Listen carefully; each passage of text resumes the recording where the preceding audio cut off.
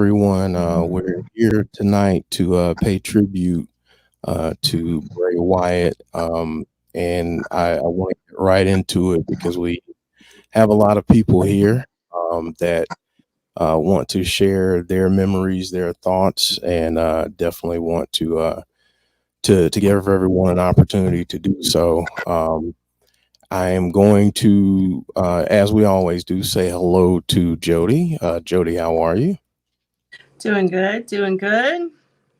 Good, good. And I know we have a guest that's on camera right now, so I will let you do the introductions. All right. So, we can't have a Bray tribute without the amazing Kyle Scarborough. So, a wonderful, wonderful tattoo artist and artist. I actually still have that picture that you drew of my tattoo before you did it right next to me on the wall. First one? Oh, yeah. Yep. The first tattoo you did. So we are joined by the wonderful Kyle Scarborough. Thank you. Thank you so much for. No, I'm happy. Thank you. Thanks for asking me to be part of it. Yeah. Well, you can't, like I said, you can't have a Bray Wyatt tribute without you. You were such a big part of, obviously his life. He was a big part of your life. And, he kind of introduced us to you, and you and I have built a really good friendship, and I really love that. Well, I appreciate that very much. Thank you.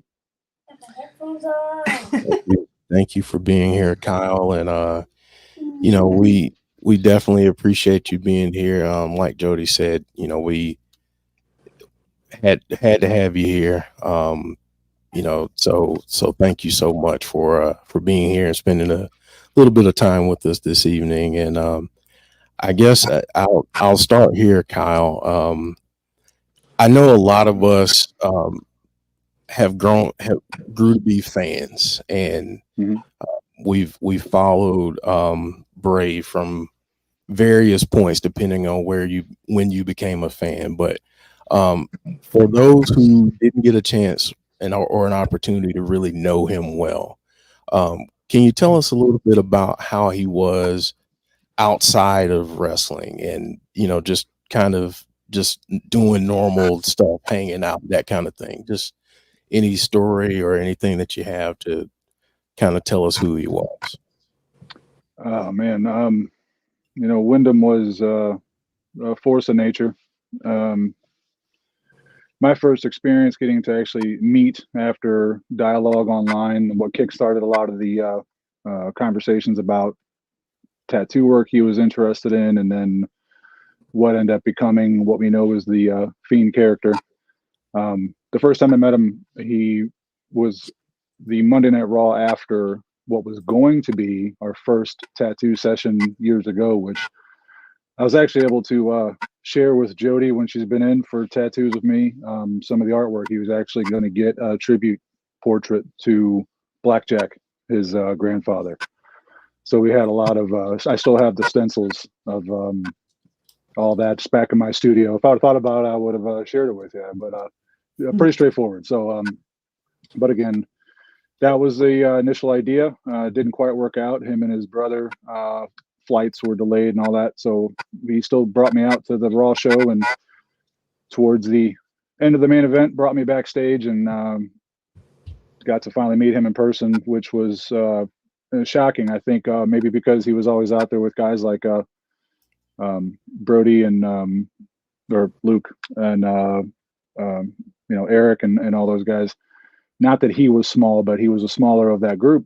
But in reality, Wyndham was a very large man, and when I'm not short myself, but I did not expect to be eye to eye to him, and he had the dreads were up, they're real big, and to have that come out of the curtain to you was shocking, because I love what I do, and I'm grateful for everything I've been able to accomplish, especially within the world of pro wrestling. But I've said it a million times. I'll say it again. I'm a fan first, and so I was a fan of his. The Wyatt family stuff was what kept,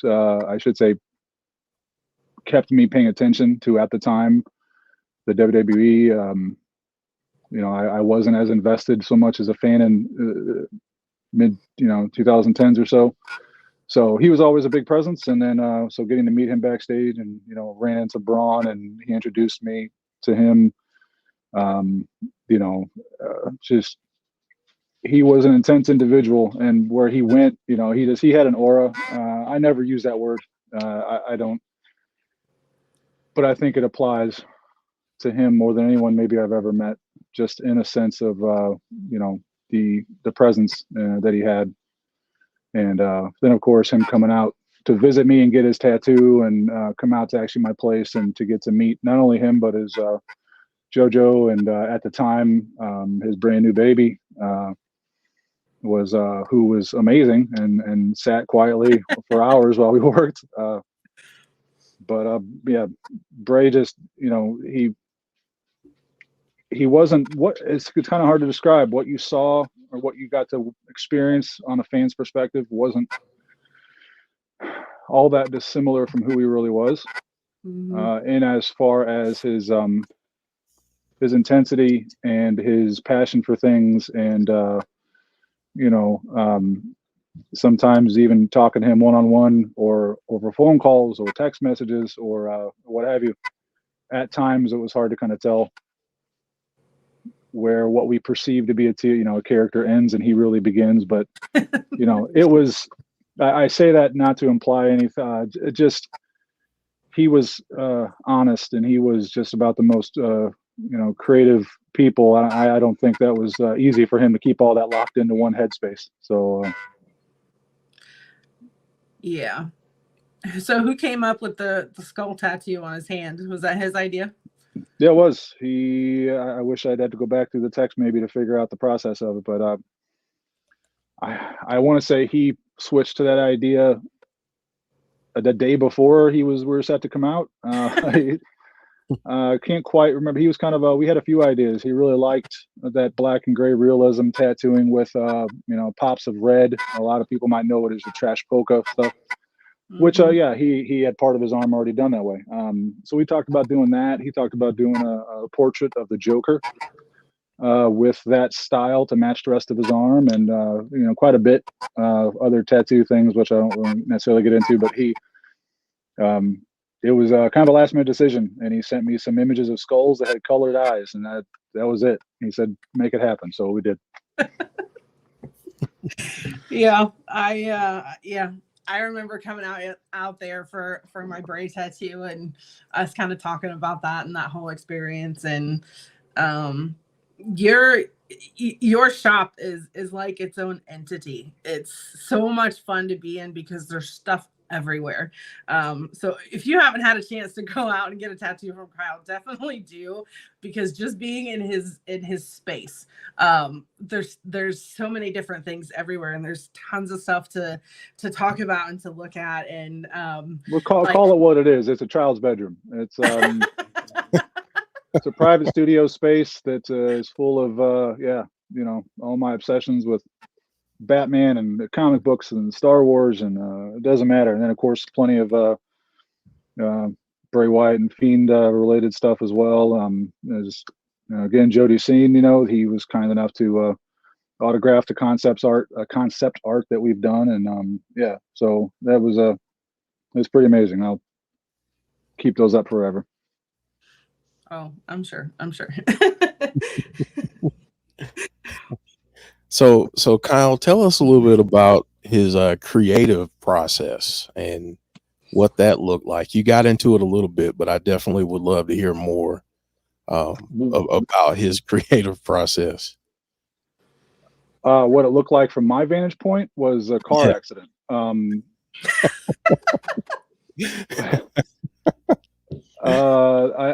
Actually the first time the Fiend story, the first time he reached out about that wasn't gently. There was no heads up. My phone just started going off. I remember I was sitting on my couch. I want to say my oldest daughter was to my left. My wife was sitting to my right. Quiet evening. I might have been watching TV. My phone started buzzing, and it kept going, and it kept going, and it kept going. I had him at the time his name in the phone. I look at it, it's that. I even had to double check it and make sure I had the right person. But images, a couple paragraphs, images, and it was just, it made no sense. For me, I had no idea what was going on. I thought he was butt dialing me. I did not think it was on purpose. That went on for a bit. And then in the middle of all that was a text, hey, Hoot, I'll call you in a minute. So I said, okay. Finally, the images stopped coming in, and sure enough, my phone rings. And I didn't have it on speakerphone, but everyone in the living room that night could hear him talking. It's a deep, grovelly voice. It's not really so much a put on. Again, it's one of those blurred lines I say when you see the character. When he would get deep and quiet or be on a phone, it sounded like you knew you were talking to Bray Wyatt, and it was pretty intense at times. But he calls and he just starts going, and hey man, I think I'm gonna try a mask. I can't remember the exact way it was phrased, but he had this idea, and no doubt, obviously, as many of us know, the idea wasn't just that night. He's had the ideas, been part of him for Lord knows how long. But he just kept firing off all these concepts, ideas, and they were not at all cohesive. And that's what it's like to work with him at the start. Is the ideas come in from every angle, and it is up to me to somehow wrangle that down. And while he's also talking to me, I'm one part of what he's doing. So he's in communication and ideas with other folks. By the time he approached me, I remember, because we had not been talking yet, I remember when he had shared on, I believe, his Instagram, the core, or the initial build out of what would be the Abby puppet that Jason built. So I didn't even know what that was. So when he talked about the mask, I wasn't putting two and two together. But he went to this mask idea, and then after I'm trying to understand the mask idea, there's talks about a children's television show setup, and I said, are we talking about the same character now? And he goes, oh yeah. And I thought, well, all right. So I didn't understand it. I mean, it took me the longest time, and by the time that phone call was over, my head was spinning. And but that's the fun of it. And because he definitely encourages you to be creative as well. And but famously, the Fiend mask was basic in its initial approach. He asked me, he goes, "You a Batman fan?" I said, "Yeah, I got a little bit." And he goes, "Yeah, when he cut his face off," and I started quoting the Endgame storyline and Zack Snyder's story and all that stuff. And he goes, "Okay, so you're familiar." And had some other concepts, ideas in there with the how he wanted the mask to look. Pretty straightforward. He's a big fan of Lobo, and so that was the initial sketch. I sketched it out and I sent it to him. I said, something like this, and he goes, "Yeah, let me see." He took that, and it got approved, and here we are now. Then obviously it was modified and taken to match up some other details and whatnot that Jason and his team did at the time. And but that was the start of it. It kind of was, and every subsequent conversation we've had would go very similarly. We would not talk for a bit. There'd be lulls in conversation. Then he'd reach out with almost like a warning, saying, "I'm about ready to be in touch with you, and you were going to be busy for the next hour or two." But yeah. Now I remember hearing most of that story, and it's still funny because obviously you were a lot closer to him than I was, but I can relate to that. Like he went in waves. Like he'd be really talkative, and then he wouldn't, and then he would, and then he wouldn't. And yeah, I can. But he still, even in times when he didn't communicate a lot, he saw everything. Like I remember one of the times that I met him, he mentioned something that I had said to him in a message like 6 months ago. And I'm like, how the heck do you remember that? And he had one of the most fantastic memories I've ever seen in a human being. No, he does. And but he knows it. One of the first things he told me is he was back and forth asking me questions, and I had follow-up questions that I wasn't getting a response on. But then there's a matter of, I don't want to bother this man. I don't want to be hounding him too much. So I'll kind of let it go. And then, you know, you might get a week goes by and he'll fire off a response to you like no big deal. And then you follow up right away because you're trying to get something done that he requests. And then he goes away again.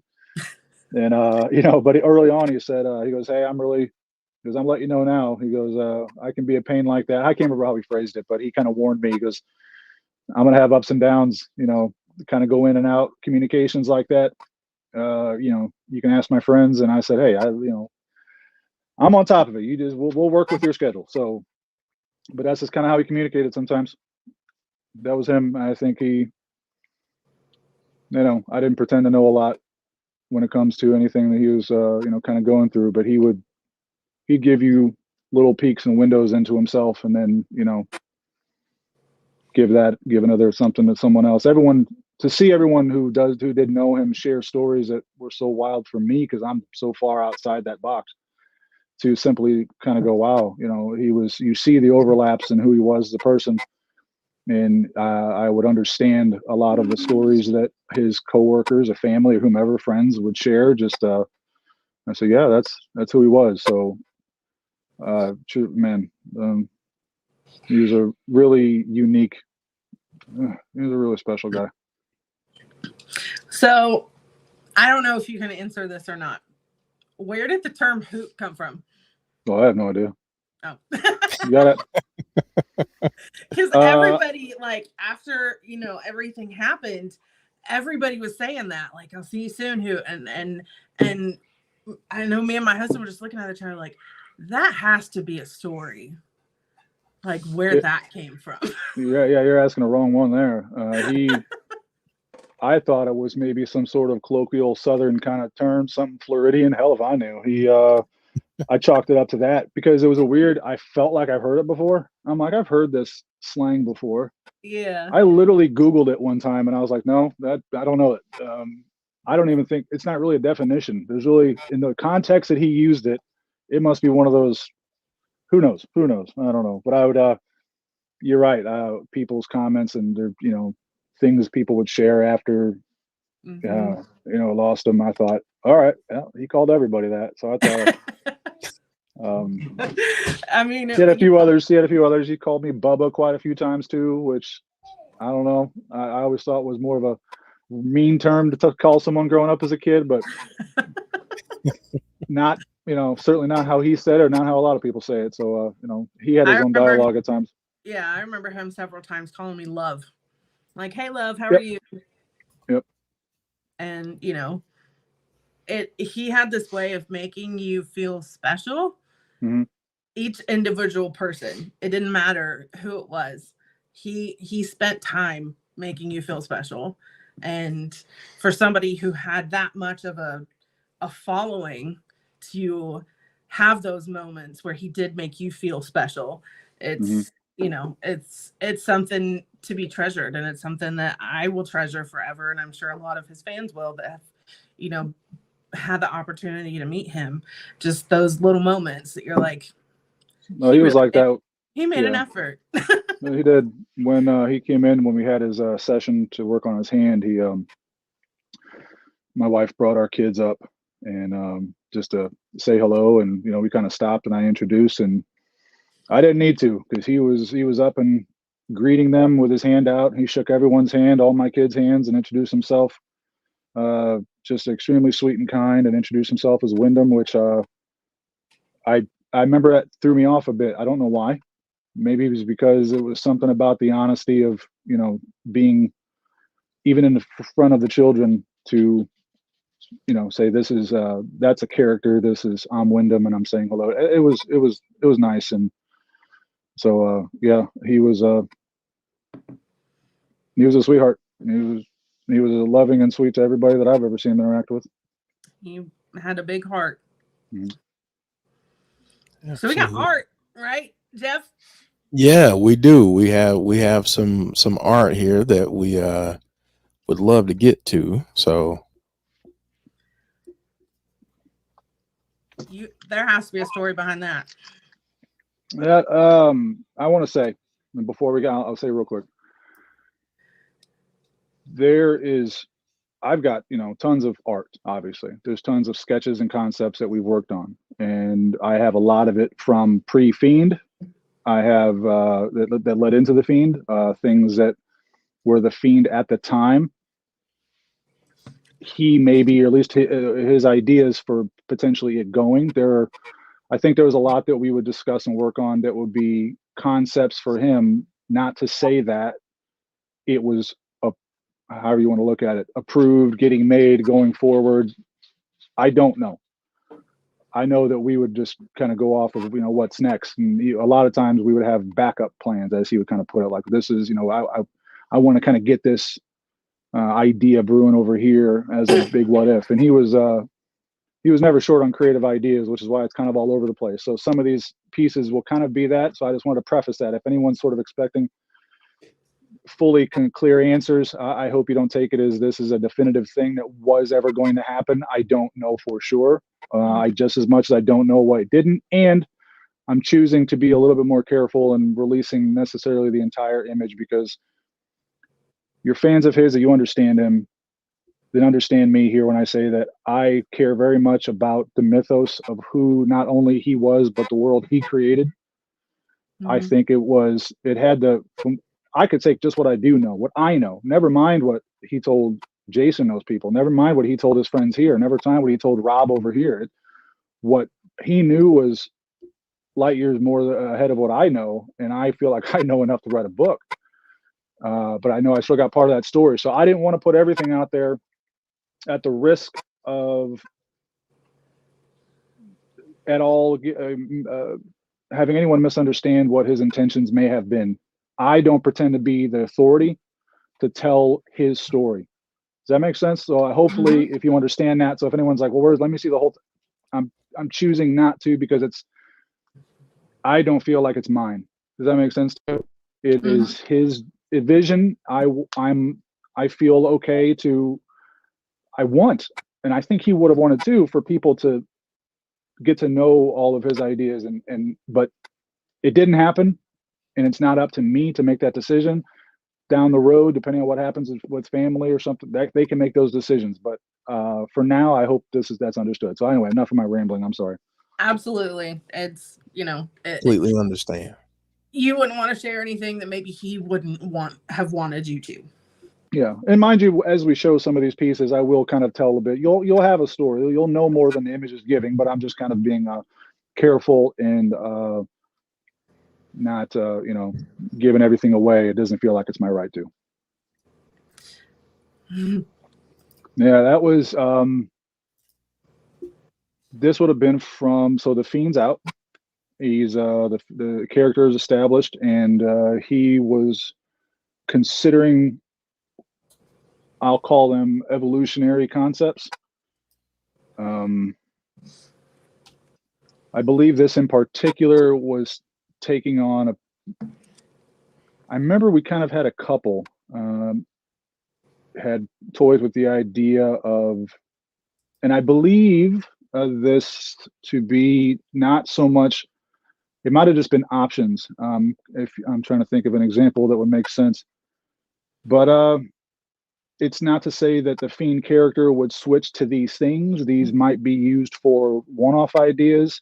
He and I shared my love too of big extravagant entrances and whatnot. The big stage stuff. WrestleMania famously does it. I wish they would do it more. I'm a sucker for the big presentations. They would do it a lot in Japan as well, and I always loved that. The entrance attires were just over the top. So he would also have a lot of concepts and ideas for maybe changing up the entrances, or having the big match look, or some evolution of a character. And those ideas were just as off the rails. So many, I would kind of go, can you even do that? It wasn't my place to worry about it. I believe he would say, yeah, he's like, just do it. Go all the way. Do what you think is going to be the best. Make it sick. Make it this or that. He goes, he put no reins on the ideas. So some ideas I have are pretty wild, but he would always say, well, Jason will figure it out. I said, okay. So yeah, I don't have to design these things to be functional. This is someone else's problem. So yeah, I remember you telling me that once, that presenting is as far as you can go in order to get the most back. Right. You know, the Fiend is a demonish kind of thing, by definition. And so I think that particular sketch there was going to be a part we would see a lot more organic shapes, the mask kind of growing, becoming a little distorted, obviously toyed with all facets of where could these extremities go, toyed with the idea of of course horns in the mask, but obviously didn't want to just be kind of typical with that either. So that mask was a bit of a part of that. There was just that was the first rough sketch that we did that was going to kind of be a part of that. So that was the initial kind of pencils, if you will, where we started to take those shapes. It's still the same Fiend mask that we know, but the shape started to become jagged, and we were going to kind of keep evolving it from there. So that's where that little snippet comes from. Yeah, that's awesome. So I'm going to bring this one up now. Yeah, well, that was I definitely, yeah. I shared a while back, I should say, the variants of the Huskus sort of evolving, and the in and outs of why I've seen speculated and talked about online forever. I don't think I've seen anyone have it right. Not one time. Not one time have I seen the assumptions made on social media to be accurate when it comes to the mask, the sketch that I shared, and the ins and outs of why. That was one actually that, even when I shared it, Wyndham got a hold of me and said, what'd you share it? And I said, you said it was fine. He goes, I still was considering doing something with that eventually. And I said, well, you gotta let me know, bud. So communication. Yeah. Because he told me, my thinking at the time was the whole idea was abandoned, and I don't want to put any further incorrect speculation out there. Right. I'll just say, what you think you know about it is wrong.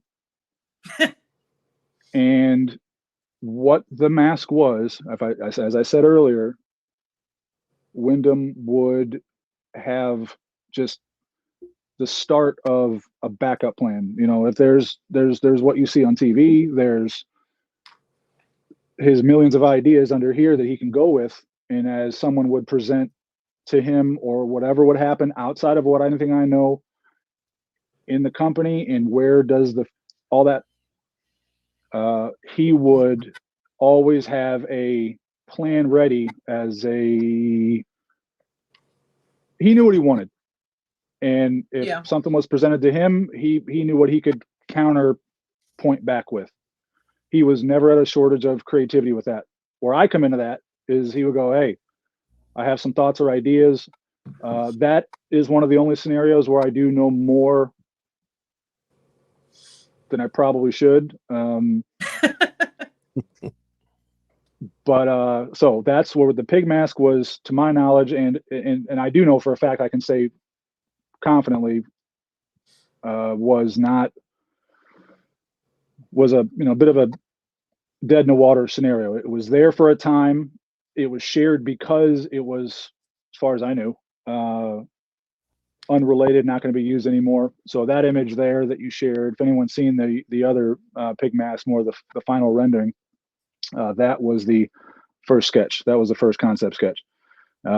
Basic ideas was, I will say, because it's fun and you can tell in the images, his ideas was a pig mask, but we're going to do it Leatherface style, different sections of different breeds of pigs to have different colorations and so forth, obviously stitched or bolted together. And this carried on through a lot of our conversations. He loved and had yet to see it done. I don't know if it was going to be done, but he always had the idea, if he could get it done, to have some giant, he loved the big mandible pieces. And so those pieces depict, some big crude kind of, Mad Max, post-apocalyptic kind of big bolted up jaw that had these fangs, these boar fangs on it. There's a way to take this, the Huskus, the pig boy puppet, and here's this gnarly evolution. I jokingly told him, I go, so kind of like if Huskus was in Terminator, Ninja Turtles 2. If this is some Secret of the Oz situation, this is his Super Shredder, and he goes, "That's it." So that's where we took it, and he had a lot of ideas for the gear and all that, which was just all verbal, and that, I don't want to put all that out there, but it was always a backup plan in case of. I think everyone always assumed they're going to make a whole Firefly Funhouse stable. I'd say what I will say officially that was never an idea that he was a fan of. Just like he put it out there, so I'll repeat it. Just like when his feud with Seth Rollins, and after Seth Rollins then appeared on the Funhouse set, Wyndham had later tweeted, "How did you find it?" And I think because there was his concepts of what he wanted with the Funhouse and with the Fiend and everything else was so intricate and so specific and had a certain manner about it that that was his way of kind of saying, "Hey, all right, well, he shouldn't be there. The Funhouse was not a place people go. That was never the point of it." So then things get written, something happens, and then he's like, "Okay, well, that's not how I envision this." So then he had to, always, again, with the backup plans and everything else, he had to kind of find a way to try to keep things on the rails. And that's a creative struggle. He's creative. You got people in the company that are creative, or this person and that person. Obviously, right towards the end there with Rob, and Rob's massively creative. So here you got people who are, all cogs in a wheel, and you got to make it work. But Wyndham was always there, just with his backup plans and intentions. So that was the Huskus mask was part of that backup story. Wow. So we got a couple more here, Kyle. We got this one here. That is one of the newer ones, and that's fun. I thought it was funny because that's how I left it. If you can imagine, I'm doing all this stuff was done digitally now. Of course, been doing that for a few years. But so when you have a collection of images and it's all these random sketches, and I have to open a new one, start a new process based off of his idea that changed. All right, we do this, we do that. This was before his recent return. We discussed doing, obviously, quite a bit, actually. This is where I feel a little more qualified to discuss this particular Fiend stuff, especially the original stuff. So mind you, again, I'm sorry, but I want to be a little bit more careful with how I describe anything, what was going to happen, because I don't know past the point of what was presented on television when and if concepts that we discussed would have been used. So for anyone curious, what was seen on TV, that Black Phone-esque kind of look, I had nothing to do with that. That I do remember Wyndham saying, "Oh man, I really love that." He goes, "You see Black Phone?" I said, "Yeah." He goes, "Maybe it wasn't out yet, but the mask was out." And he goes, "I love how that the mask did sections," and he liked that a lot. And I know that he wanted to do a mask that had not so necessarily be the Black Phone mask, although again, what they end up doing was I'm not sure what very similar. That is, I had no part of that, but he wanted to explore that in other ways that we had discussed, and he liked the idea of being able to interchange the top and bottom. He liked the idea of the character being able to interchange to denote emotions. Again, similar to what Jason did with the Black Phone mask. Grabber, right? That was Grabber. The Grabber mask. So he liked that look, and then he liked we played with a lot of different textures and layouts, and I mean, we talked about everything from dinosaurs to robotics to biomechanical to H.R. Giger alien-esque stuff to translucent, transparent type skin. If he had it his way, this thing would be alive. The masks would be able to be interchanged. There'd be multiple layers to them. I mean, his eyes were big. He knew what he wanted. It was a matter of could it be done and what's workable. Not only can it be done, but then what can be used and what can be functional to perform in.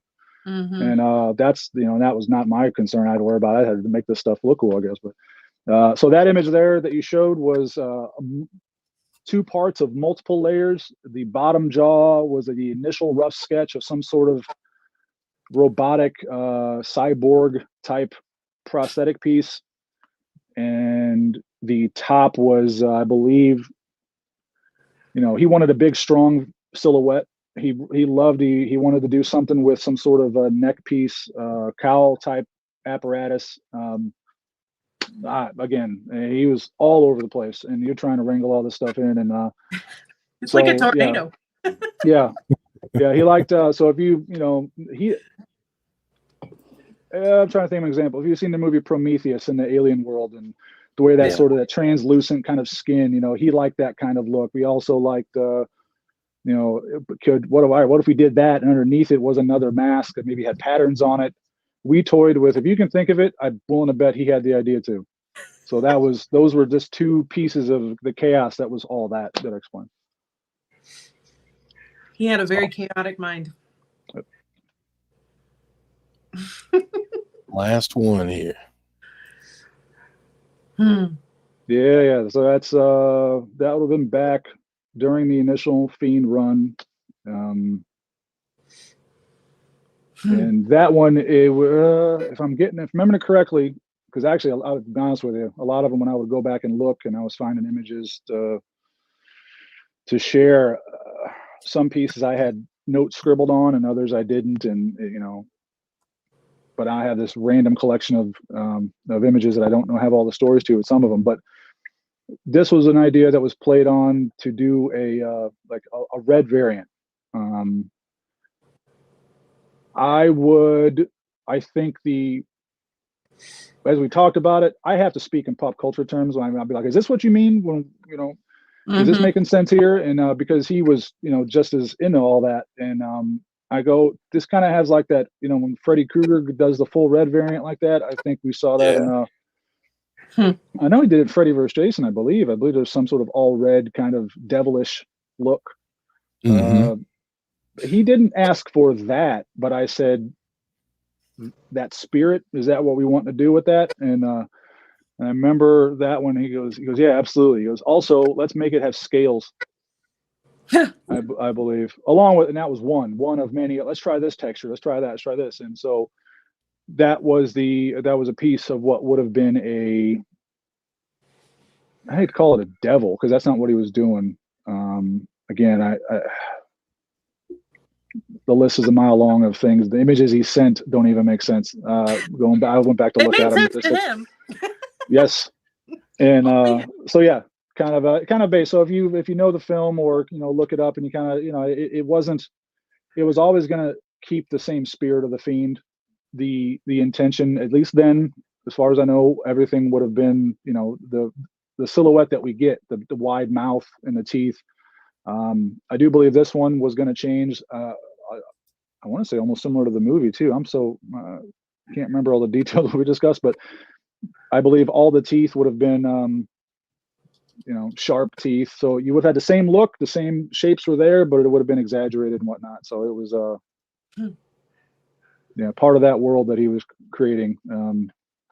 Why that all didn't end up happening, hey, I don't know. Obviously after that, there was a stretch where he wasn't in the company anymore, and but it was unfortunate to see so much misunderstanding about that. Again, Twitter or whatever you call it, it is so wrong most of the time about a lot, and that was one of them. And but so when he got re-signed, who he talked to and how it worked out, again, people online got it wrong. But I'm not saying anything. Just know you're wrong. Just know you're wrong. And that was an opportunity, of course, to kind of, okay, well, we don't want to just walk right back out there and throw on a Fiend mask and do the Funhouse the same way and whatnot. He had another chance to evolve that further. And that's when, that's when I would be excited to share more from that. And I want to. I don't know what the intention was going to continue to be once he was back.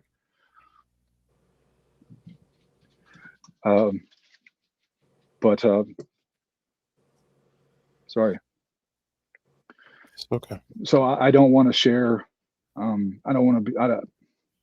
It's not my place to share all that yet. But I do hope, and if the time comes, that maybe that can be or will be, or I know that everyone's okay with it, you know, then I will. It's just not. It doesn't seem like a topic I want to address with anyone. You know, any conversations or any contact I've had with, actually up to pretty recently with his family. That's not what we're talking about. Is wrestling masks. You know what I mean? So, Yeah. but maybe in due time.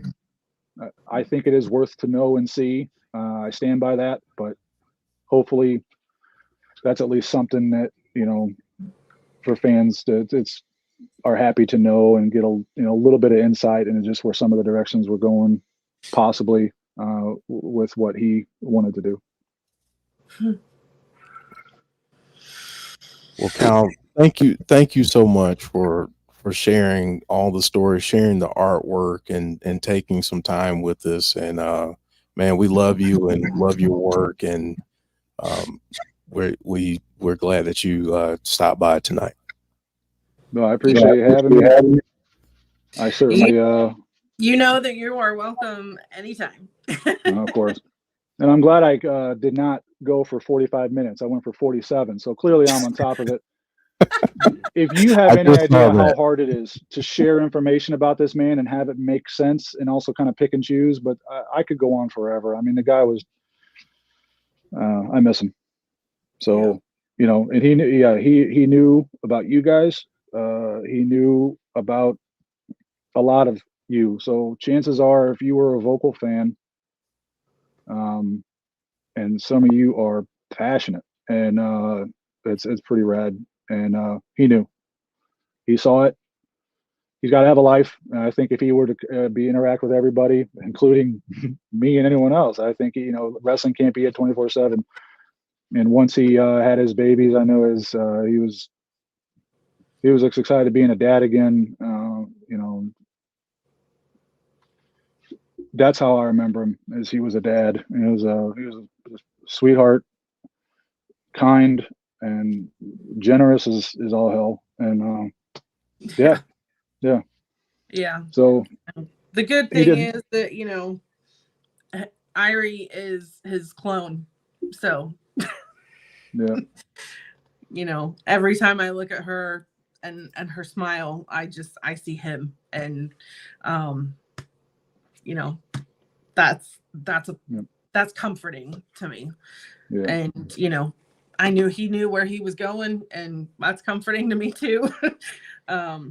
But yeah, we really appreciate you coming on, and you know that I will be seeing you for my birthday next year for April.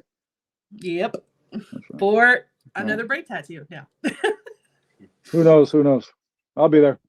Thank you guys so much. I appreciate it. Thank you, Kyle. We really appreciate it. Very welcome. Y'all have a good one. All right, you too. All right, Jody. Well, we're going to we'll do a video real quick, and then we've got some other people that we're going to bring on. So we've got lots of people. We got a lot of people. I'm actually still trying to figure out how to fit everybody on screen. So so that's my internal battle right now, but I'll figure it out. But I figure I'll put up a nice fun photo here, and we'll go into the first video here. Hey everybody, it's Brittany. You know, sorry I can't make it to the tribute show. I'm gonna be out of town for an early celebration for my mom's birthday.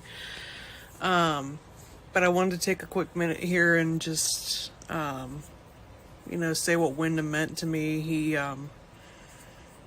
was a big influence in my life and my drawing. And you know, it just, I can't talk about it without getting emotional, but it just sucks that he's no longer here, and that we even have to do a tribute show, but he's no longer in pain, and we have to consider that.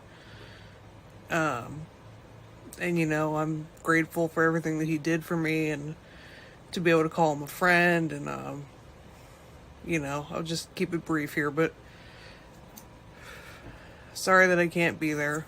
And I do want to say, since Kyle is on here, that you're a big inspiration for my art too, actually. Like your style of drawing and your tattoos and everything, and hopefully I'll catch you guys in the next one. All right, peace. All right. So thank you, Brittany, for that video and sharing your thoughts. And I know Jody has someone next to her right now. So Yeah. He wanted to share his favorite Bray moment with you guys before he goes downstairs and gets all right. going. Getting his Well, let's routine. hear it. Let's hear your favorite Bray moment. What's your favorite Bray moment? The chainsaw. He likes the promo with the chainsaw. Oh, okay. I like that one too. I like that one too.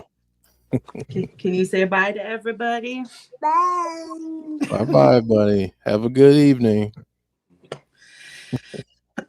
All right. So we got a lot of people backstage. I'm going to start bringing people on the screen here. So if I hit a limit, and I did increase our limit, I think I did anyway, because for whatever reason, StreamYard lied to me. So anyway, I'm going to start bringing people on screen, and I'm going to have Jody introduce everyone, and yeah, we'll bring some folks on here. Some some you've seen on this channel before and on screen, but I am going to add everyone that I can.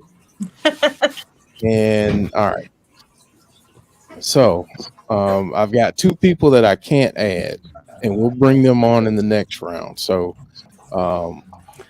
and one is off camera right now, but Jody, go ahead, take it away. Well, first of all, we got my wonderful husband Chris here. Hey, everybody. And we have Tazzy. Hi, everybody. We got Tazzy, who's joining us as well. Much appreciate that. We have Joe. What's up, all? How are you? I was all- gonna say I hope they know some of us, or I've been living in the Twilight Zone for the past 5 years. Maybe we have. That could very well be. But right below me here, we have Dom, who's joining us for the first time in a while. How's it going? Yeah, all good, guys. All good. Lovely to be here with you all. It's an absolute pleasure. We're happy to have you. I'm glad you could make it. Underneath Joe, we have Alicia. Hello. How's it going? Not too bad.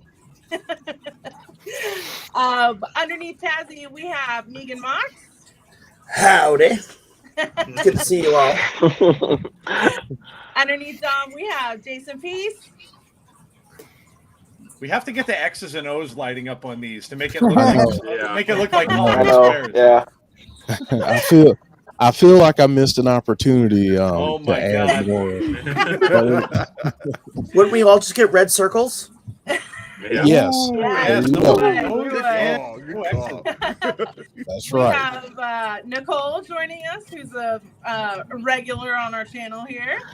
Good to see everybody and seeing new faces. It's good to see everyone. And in the corner there, we have John Bennett. Hey guys, how's it going? What's up, everyone? Glad you can all join us this evening. Honestly, I will say this: being on the back end of this, kind of trying to put all this together, it's a little bit intimidating right now. Not gonna lie, because there are a lot of squares on the screen, and I'm trying to make sure I'm trying. So if I mess something up, folks, just know I'm trying back here. But This is why you are the epic producer, because only you. Yeah, you are amazing. Tiffany. I appreciate that. I really Yeah, do. God forbid I tried to do this. There'd be squares over on the right side of the screen. There'd be black in the middle. I mean, I couldn't even do the Don't graphics say the other. that. I was trying to do graphics the other day on the pay-per-view. I kept forgetting. Jody's like, "You need to put the other graphic on." I'm like, "No." We're all human. At the end of the day, we Yes, are all that's right. human. That's It's right. your That's right. checkerboard. So I want to go here. I want to ask this question to the group and to our two folks behind the scenes right now. Well, one, I'm going to get you on. I'm going to get you on the screen when we go through the next question. So just hold tight. I'm You sorry. can pull me off for a second if you want. Okay. I mean, are you sure? Yeah. Okay. All right. Well, Jody, we'll come right back. Okay. Okay. All right. So I'm going to do this. I'm going to put you on the spot and have you introduce yourself. You're on screen now. Hi You're on guys, live. I'm Anthony Obsolete. How you doing? I'm doing great. How are you? Doing good. Doing good. Thank you for joining us this evening. We really appreciate it. Well, thanks for having me. Yeah, absolutely. And we got one more person that will join on this next next question. But I want to ask this, and we'll go in order. I'm going to start with Joe, then we'll go Tazzy, Negan, Mox, Jason, Peace, Dom, Alicia, Nicole, John, and Anthony. So I'm going to ask this question first. So Joe, give me your favorite Bray Wyatt moment or memory. Oh my gosh, that's a loaded question. I'm not getting my circle and my square for this one. First off, I have to say really quickly that Kyle was amazing. Yes, he was. That was Agreed. truly, Shout out to Kyle. truly awesome. He certainly didn't have to do that, and the fact that he did it on our channel is very, very cool. So I want to thank him for that. Man, I don't know. There's been so many over the years. It's so hard to pinpoint one. Gosh. I mean, I was so anticipating his return. A lot of you know the story. When he left wrestling after the whole thing with Matt Hardy, I became very disinterested in it overall, and I stopped watching for a while because I got upset that he left. And then I just kept on Googling, like, oh my God, it was like I was obsessed. Almost every day I just kept looking up his name, looking up Bray Wyatt just for news. And then, you started to see some rumblings about stuff that, he might be coming back. And then all of a sudden I saw the Dollhouse promo, and I'm like, it's got to be him. It's got to be him. And then the first episode of the Funhouse was it blew my mind. I grew up watching Mr. Rogers, so I know what that stuff's all about. And when he came out there, and I'm like, oh my gosh, he's going to do a demented version of Mr. Rogers' Neighborhood. I'm like, this is incredible.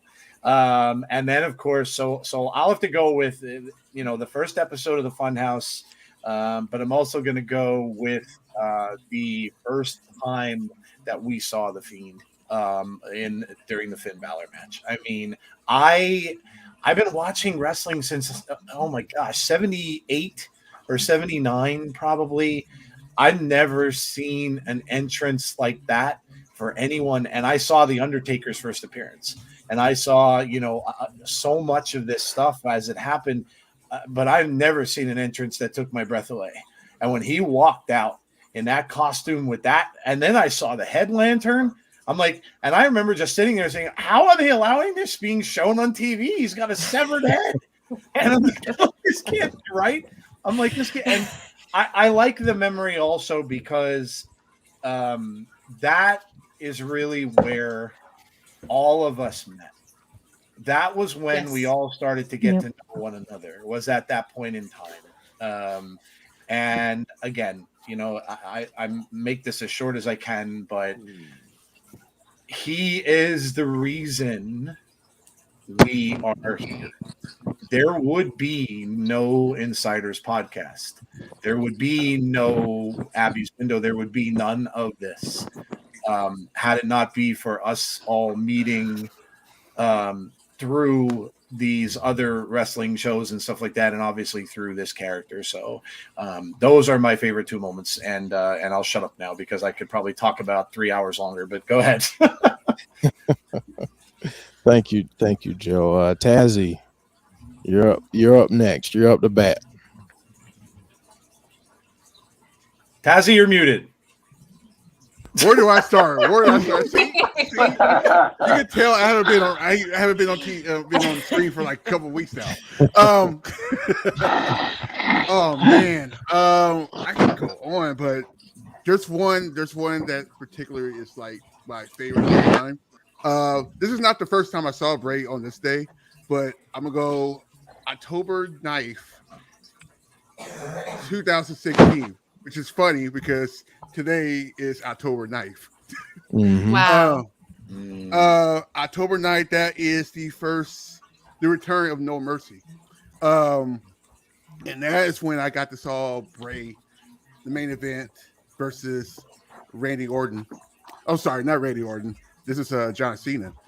Wow, that was October 9th too? That was October 9th, which is big because I got to saw that version of Bray with the entrance, and I'm gonna put my credit on because I can. Last week, you guys remember the Fireflies in the stands in a Raw day last week? Mm-hmm. I started that. I was at San Jose. I started that because cool. I wanted to put tribute to Bray, and that's. I wanted to do that for him, and it's crazy. I didn't know it was going to work. It worked. That's how Fireflies work. It's awesome, man. The other moment is I know people don't like this like when this day, but the whole Hell in a Cell match. To see that match, see the entrance in general, to see the entrance, and then just to see a Hell in a Cell match with Bray. Was awesome, man. Dude, that's and just the Fiend character in general to bring us together, just like Joe said, bring us together. Like you said, it would be no insiders. I was going to start a YouTube channel, but to see Bray, and all that, I was like, dude, I gotta do this now. I gotta do it now. Like it's. Oh man, I'm trying to put no tears in my eye. Okay, I'm gonna stop. Yeah, man. Shout out to Bray, man. I can't go nowhere. I'm done. I'm done. Thank you, man. Thank you for sharing. No problem. It's all good, man. All right, Negan Mox. All right, so there's a lot. There's quite a lot. I guess we all have an unhealthy obsession with Bray. Let's be fair here. This man's got me digging through the Bible at 3:00 in the morning. But I really connected to the Fiend because I really liked the thought of having something that could take care of all the people that ever wronged me. It was one of the greatest concepts ever. But as much as I love the debut of the Fiend being so wild, I remember the moment I became a fan, and it was when the Wyatt family faced off with the Shield in the ring. Yes. And they were staring down, and you knew that they were gonna fight. I was a huge fan of the Shield, and I was like, why wasn't I watching this guy sooner? But I will say, the night he returned at Extreme Rules, I work a scare actor job. I've told you guys. I said, I'm carrying on his tribute this year. I've got the lantern and everything. We were all in the trail. We're all just kind of like checking our phones. Is he back? Is it back? Is it him? If the White Rabbit's not him, I'm going to be mad. Is it him? So we all go get food afterwards, and we're all standing in the parking lot singing He's Got the Whole World in His Hands. It's all the Brave fans singing. We got the lights on. That debut is tied with that moment with the Shield because it's so special. I've never heard a crowd reaction like that before in a long time. That was wild. I don't want to ramble on too long. I know there's a lot of us. No, that was amazing though. Thank you so But much. yeah, that standoff with the Shield was the moment I became a fan. The Funhouse really connected with me, especially when I was sick. But his return, I don't know how you're going to beat that reaction. Right. Absolutely. Thank you so much. Alicia. No. There's been a couple of thingies. When first bit is when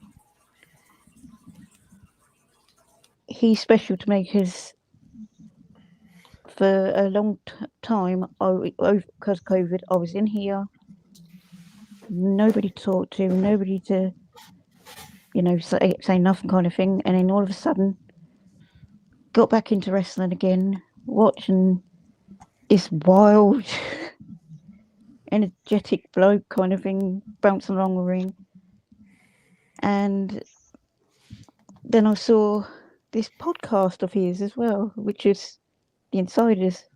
So going on that as well. And that's where I met all of you lot. And finally got friends and stuff like that. So he's helped me come out of my shell, get friends. But there was one moment, there's two moments. One actually when he what was it? When he came back from WrestleMania. What up, Bart? And he changed. Yeah. He changed from old Fiend to new Fiend. Or burnt Fiend, I should say. Yes. That one was so... That was epic. That one was thingy. Yeah, and I just love any kind of Firefly Funhouse stuff. Especially, like, this is no lie. I bought this jumper years before he done this. Oh, wow. I bought this years before he even done Funhouse, and it's exactly the same colour and everything. And it's just weird how I've got that. So That's amazing. It's just weird little things like that. But he's always going to have a special place in my heart. And he's always going to be there. But I'll quit rambling. Thank you, Alicia. All right, Dom. All right, guys. It's a pleasure to be back, and it's lovely to hear all of your wonderful memories as well. And yeah, thank you for having me back. I think I'll try and keep it brief. Obviously, I've spoken a couple of times with the members of this podcast about what Bray means to me and to other people as well, to some of you guys. I know there's some similarities, but in the same way that when I grew up with Mick Foley, and Mick Foley looked different. He wasn't the stereotypical WWE superstar in the same way that some of us, we're neurodivergent. Maybe some of us have got disabilities. Maybe some of us, don't necessarily look like your archetypal, sports entertainer, for example. So, and I hadn't seen that since Mick Foley, since Mankind. Obviously, there was quite a distance of time between when Mick Foley was in the ring and when Bray Wyatt was. And the reason why I bring that up is because I remember my favorite wrestling memory of all time is Mankind winning the World Championship on Raw. And I get emotional thinking about it. And I'm sure there's other people on here that remember that, because it was like, this guy isn't what a sports entertainer is supposed to look like, in the same way that I grew up not looking like, what a normal human being would look like or whatever. And then when Bray Wyatt won the title at Elimination Chamber, because I didn't think he was ever going to get that opportunity as a fan. And then when he did, it was like, okay, in the same way that when Mankind won that belt, it was like, oh, maybe I can do some, something cool with my life. And then, obviously when Bray did it, it was like, and you saw him like just overjoyed, and obviously everybody else there was overjoyed at Elimination Chamber. That was a beautiful moment where it was like validation. He worked so hard to get to the top of the card and to build these characters that you're all sharing beautiful memories of. And it was like he was at the top of the card. He was considered a main eventer, and I always loved that. Obviously, the return was wonderful. We'd all waited for that for so long. The Fiend, of course, but for me, like, that was a wonderful memory, and it kind of harkened back to that, my favorite memory of all time with Mick Foley. But the Elimination Chamber title win, just to finish off, was amazing, because it was like anything is possible. That's why I was like, wrestling is, it was like anything is possible, and I felt like anything was possible once when I saw Bray win that, and it inspired me. And I know it inspired, listening to you guys, I know it inspired some of you too, and and some of the people on the Insiders. So thank you very much for listening, guys, and it is a pleasure to be here. Thank you, Dom. Thank you so much, man. Glad to have you back. Jason, peace. Oh, hello. You're on the spot.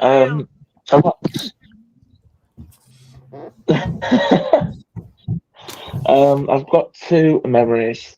Sorry if the signal's so bad. What the first one was, I was at the first taping when we saw the Fiend for the very first time in London on the Tron, and I was like, my reaction was like, "Oh, this is cool. This is going like evil deep, like really cool." That feeling, didn't feel that feeling for ever since that time that the like Kane came out for the first time or something like that. Then my second time I actually saw Bray at the tapings at Manchester for the SmackDown and Raw, and it was the end of the show, so like no one could see him like on like TV and stuff. That went cut. He came out straight after, and I went absolutely ballistic. So I wanted to see him so bad. I was like,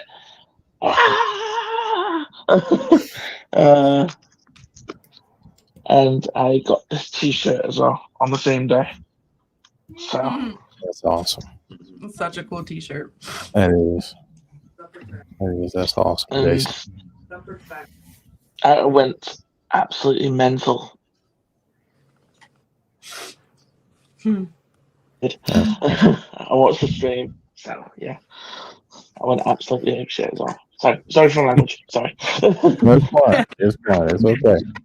It's okay. Thank you, Jason, so much. Nicole. Well, I think the best way for me to share my personal favorite memory of Wyndham is sharing what I written in the tribute book that was done a while ago. So I'll share my thoughts of what I've written in the book. So I wrote, there are so many beautiful memories I'd love to share of Wyndham that there's not enough paper to write it all down. However, if there's one thing I'd want the world to know about him, is that Wyndham was the kindest, most genuine, down-to-earth human to ever walk the earth. And what I was most grateful for was that I was fortunate that he considered me as a friend. He and his family welcomed me into their circle, and that is a kindness I could never repay. He did so much good for people simply because he felt it was right without ever wanting anything in return. He may have never considered himself being a hero, but the truth is, he was. He made people feel good just being themselves.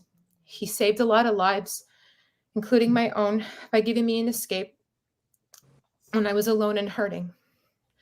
He inspired me to believe in myself. Sorry. You're fine, Nicole. Take your time. He inspired me to believe in myself because he believed in himself. He was always very supportive of me and appreciated all the art I've done of him throughout his wrestling career. Anytime I was in his company, he made me feel like my life actually mattered. If I live to be 100 years old, I will forever feel blessed to have known Wyndham Rotunda. And that's all I have to say. Thank you for letting me share that. That was beautiful, Nicole. Thank you for sharing. Thank you so much for sharing. Of course. All right, John. John, we're going to come to you. A lot of memories for me because I grew up watching all his relatives wrestle. So for me, I got attached when he started doing the Bray Wyatt thing. It was just awesome. And somehow it brought me to all of you, which I'm grateful for. And we're grateful for you, John. We appreciate you. All right, Jody and Chris. Oh, Lord. You go first. Well, my favorite memory is I had taken just kind of lost interest in wrestling for a few years there around like 2010. Kind of quit watching for a couple of years and came back around 2013. It's like, you know what? I haven't watched it for a while. I kind of miss it. Let me check it out, see if it, what's going on now, see if I can get back into it. And it was right about that time, turned on Raw one night and saw these vignettes for the soon-to-be debuting Wyatt family. And I was just instantly captivated. Like, wow, this is awesome. I've never seen anything like this in wrestling before. And I was hooked from that moment. Was just a huge Wyatt family fan, and I've loved everything he's ever done since then. It was perfect timing that I just happened to come back to wrestling at that time and found him. And then you dragged me into it. Yep. So let me ask you this, since you brought that up. How did that conversation go, Chris? Like, what did you see it and you were like, okay, she's got to watch this. I got to get her in. How did that happen? It was just more like, we started talking, dating, hanging out, and I was, I was really into watching wrestling. So I wanted to watch every show every week and everything. And so obviously she pretty quickly caught on to, I was really into wrestling, watching on Mondays and Fridays and all this stuff. And I don't know, I guess she decided to give it a chance, I guess, see what it was all about. And then the first thing she saw was it was right about that time I showed her the Ultimate Deletion match, and then she was hooked on Bray too. Yeah. Awesome. And 100%, like I wouldn't have found Bray without this wonderful man sitting next to me right here. And my favorite memory, and I think Chris is the only person that I've told this to because I don't want to come off like a crazy person. But the day that I met him for the first time, and I gave him this really long letter that I had written him about, everything that happened to us in 2019 and what a really tough year it was. And that was when he came back to TV with Firefly Funhouse and really just gave me an outlet. And in that letter specifically, I told him that I can 100% say with confidence that I would not still be breathing right now without you. And when he took it, he said that he was going to read it once he got inside and got settled. And the promo that he made that night was during his feud with Daniel Bryan. And I knew that he had recorded it that day because he was wearing the same t-shirt underneath. And that was the promo that he came out and he looked at the camera and he said, I have to tell you something. Come here. And then he just looks at the camera and goes, I love you. And then laughs. And I don't know. Deep down, I just felt like he did. Obviously, it was part of the promo, but, there was a big part of me that felt like he did that for me because he read it and wanted to let me know that he appreciated it. And so that will always stick with me every time I watch that. every time he says I love you, like it just touches my heart. And I can't say with full guarantee that it was or it wasn't, but it felt like it to me. And hearing Kyle say that he knew about us, and he told me that too. Bray told me that too, that he knew about our channel, and appreciated what we do. I got to rib him a little bit for being gone for 15 months, and that we kept Abby's going while he was gone. He was just such a wonderful person, and it didn't matter how many people were around him. When you got to have a moment with him, he made you feel special, no matter what. Like him pulling me in when I met him in Toledo and said, you guys didn't have to pay for this. Like, you could have just shown up. And I never expected anything from him like that, because he was the supernova. Like, he was here and I was here.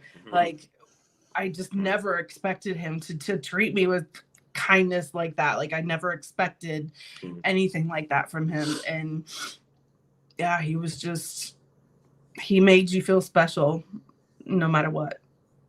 Even if he had tens of thousands of people around him, when he was with you, he was with you. And everybody that has met him has said that. And Jeff, I'm sure you can relate to that too.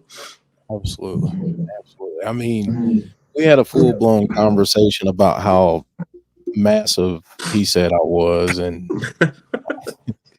we talked about football for a little bit, and I found out that he was recruited by Clemson when he was coming out of high school, and he went to visit there and loved it, but just didn't work out. He ended up staying a little bit closer to home. So yeah, we talked about that. But yeah, I mean, he had this innate ability to, in that moment, make you feel like the spotlight was on you. Mm-hmm. And that's the one thing that I can say. Like, it was a surreal moment, honestly. Yeah. Being there and meeting him like that. It was I haven't felt someone do that before, where they have all the attention, but somehow, some way, they turn that around, and now you feel like you have all of their attention, undivided attention, which is just a special trait to have. But I wouldn't have gotten to know you guys as family and met all of you wonderful people and met Bray without this guy right here. That's awesome. That's awesome. See, you guys need to write a book. You need to write a book. Because I mean, that's awesome though. I mean, listen, I got crap for a long time for liking wrestling and trying to pull people into it. It just, for whatever reason, I got ragged on about it. So the fact that wrestling brought two people together. And your first tattoo is going to be a Bray tattoo now. That's awesome. I didn't think I ever wanted a tattoo. I never think I could think of anything that I really wanted, on me forever or whatever. But, Bray was special enough that I want to honor him and have something that I can always look down and have a good memory of. And Kyle's going to be the one to do it. Yep. Yeah, that's wow. That's awesome. All right, Coaster. Yeah. So obviously, we're all here because of Bray. Like Jody and many others have said, if it wasn't for him, none of this would exist. But one of the first memories I had, because I've been watching, going back, the Hurricane got me into wrestling. Yes, I was a little kid. And I started seeing him not win much. So I'm like, oh, well, maybe. And then next thing you know, John Cena came. And I was big into John Cena. And then we have the whole Wyatt family. I was like, okay. And And then he turned into this, and this is where I really got into it, the Fiend and the stuff that he did, the Bird Fiend, all that. He knew how to get people's attention and just the stories you were telling. And he was really freaking good at it too. To be able to develop, like what Kyle was saying earlier, like with the like different masters and everything, like it just blows my mind on how creative he really was. And for anybody that has got to meet him or hasn't, he generally is the nicest guy I've ever met. He would, and I know Jeff, you can attest to this too, and Jody and whoever met him. When you're in line to meet him, it's not like, I know like the security, whatever, were rushing people out the door, but he was like, no, like come back. Let's talk for a little bit more, and then like you can, and he got to know you, and that's just something that I truly will hold. And it's been tough to try to find the words the last, it's already a month. It's hard to believe that, but all in all, one of the last things he did say, because I remember talking to him in Ohio. This was right after his account was hacked, and I brought up to him about I'm glad that whoever hacked him didn't go and like block a bunch of people, because I'm sure that happened. And he told me, "Oh, I didn't even think of that. Thank you." And like he's like, generally like, thank you. So I mean, like, to that, for him to be thanking me, I was like, no, dude, like, thank you for bringing everybody back into wrestling and giving all of us this family to be a part of.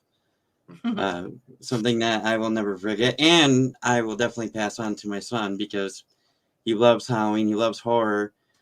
He comes into my room every night and says goodnight to the scary guys. So it's something that he's definitely gonna love to see, and he already loves wrestling. So for that, I'm forever grateful for Bray and all you guys. Absolutely, man. The memories are forever, and it's crazy too, because so many of us can relate to this too. Ever since he unfortunately passed, things have happened where like we can't explain. Like, I know others have stories too, but I'll quickly share mine. I do a bunch of stuff for Halloween. I'm also a scare actor too. It's pretty cool to meet another one on here. And I'm actually able to do the Fiend thing. It's pretty cool. But I was putting stuff out in my front yard, and I've been in this house for over 20 years. I go to my shed about a week ago, and in the very back corner of the shed is a rocking chair that I've never ever seen before. And I'm like, I don't know how it got here, but I'm using it. There's no way I'm not. So there's just things are happening to a lot of us that there's no other way it can't be him. And it's a good feeling. It's a good feeling. But yeah, he had a knack for pissing his managers off, for sure. In Albany, I was talking to him about coming on here and for an interview. I said, so when you coming on my show, jerk? And he just looked at me and laughed, and he was like, oh, you mean Abby's? And I said, yeah. And he was like, well, I have a story to tell, and I guarantee, he goes, when I'm ready to tell it, you'll be the one where I tell it. And something to that effect. And I just remember his manager that was with him at the time just looked at him like, what? What'd you just say? Like, wait a minute. You didn't clear that with me. And, he just said what he wanted to say. He said he was very much in the moment. But I'll never forget that. His manager looked at him like, excuse me? All right, Anthony. We've got Anthony, who's been waiting. I know he was having some issues with the phone, but I think we got it all sorted out now. So go ahead, Yeah, man. we got it. We got it on track now, brother. All right, man. Sounds good. Yeah. I'll try to make this quick, guys, but I just wanted to point out a few of my favorite moments. There's really too many to talk about, But well, my hometown is actually Knoxville, Tennessee, and I'm a big Matt Hardy fan. And so they, he beat Matt Hardy time and time again until it actually made him woken Matt, broken. And anyway, on my birthday is December 16th, the same as Brody's. And in Knoxville, they did Raw that night. And that was the night that he'd finally beat Matt so many times that he laid in the turnbuckle and started chanting delete and stuff, which led to the ultimate deletion. And then, let's see, probably another one of my favorite moments would have to be the debut of The Fiend at SummerSlam. Just the way that match was, the way he just destroyed Finn Balor and almost snapped his neck and stuff. I felt like it was just a crazy way. I don't know, there was nothing like that in wrestling at the time, how dominant they portrayed The Fiend and actually gave him the freedom to make it a powerful character like that. Absolutely tremendous, man. But Yeah. I'd like to thank you guys for having me on here. Yeah, thank you for coming on. I'm glad it worked out where we could get you on screen here. I'm glad that worked out. So thanks, man. For sure. I appreciate you guys. We appreciate you too. That's right. We do. All right, Jody. So I know, and I'm gonna bring Joe on too, because I know Joe got some letters as well. So Jody, I'll start with you. Some of the submissions that we got, and then Joe, I'll come over to you. Okay. So John G messaged me and said that his favorite Bray Wyatt moment was when he returned at Extreme Rules and when he won the championship at Elimination Chamber. And I know that's a lot of people's, the two things I have up there. When he returned, I have a piece of the mat from when he returned at Extreme Rules and when he won the WWE championship. So those are two fantastic memories. Thank you, John G, for sending that to me. And I also, if I can find it, here we go. So I got a message from Fantasy Booker Podcast on Twitter.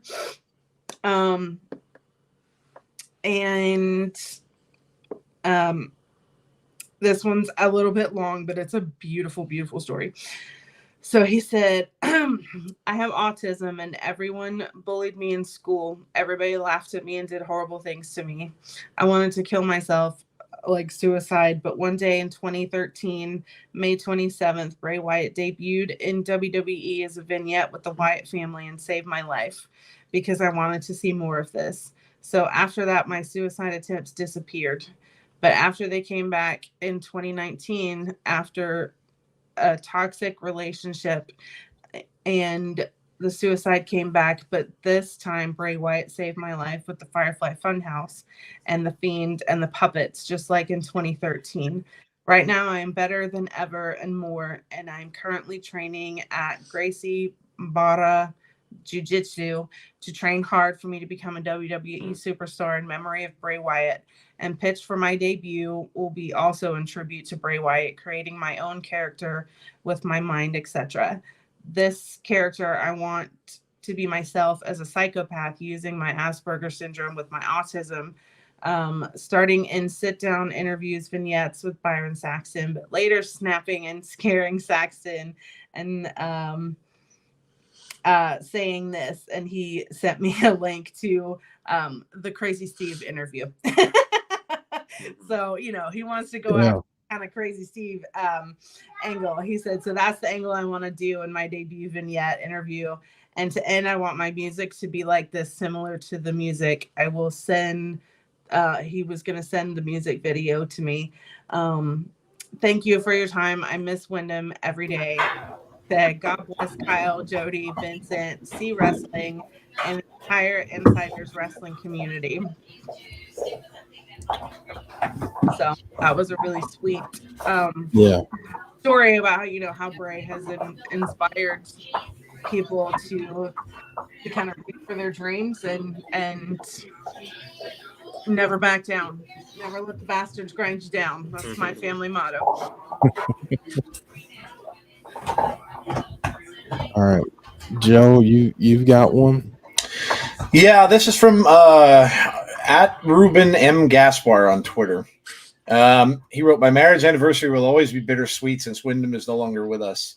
I got married October the 7th, and our great hero returned October the 8th to WWE. Me and my wife arrived in NYC for our honeymoon, and the first thing I did when I got to the hotel was witness his return on TV.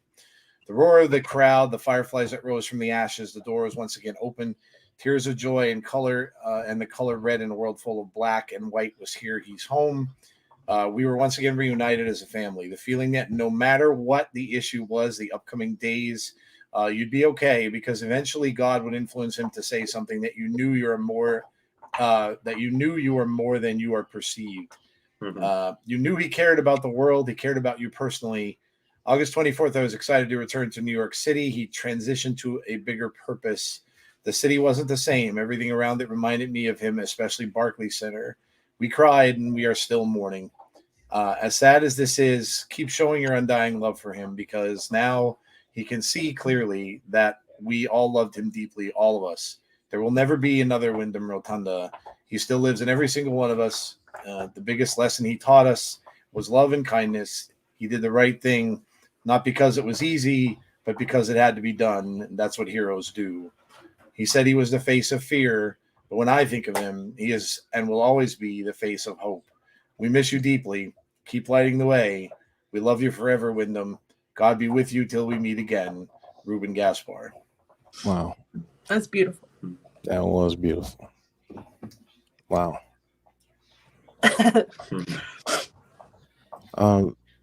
Jody, did anyone else send you one?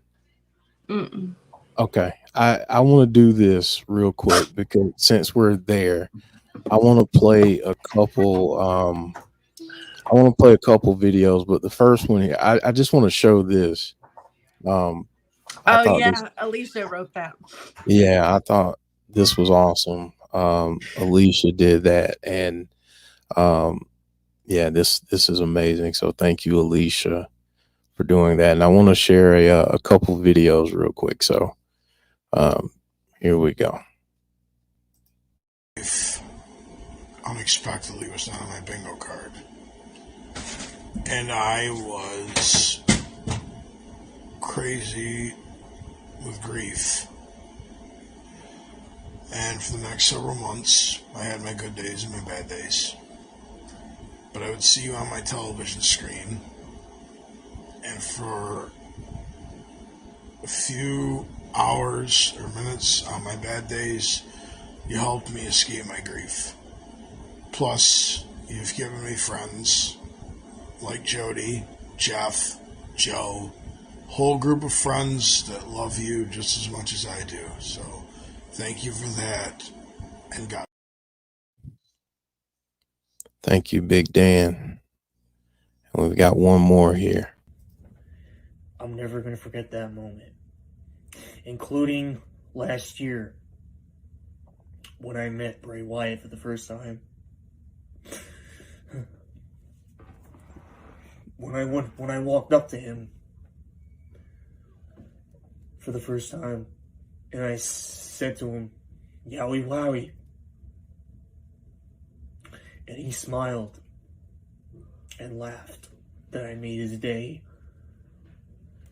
extra better. That he was so happy to see his fans, everyone that looked up to him, loved him, everyone. I love you, Wyndham. You will always be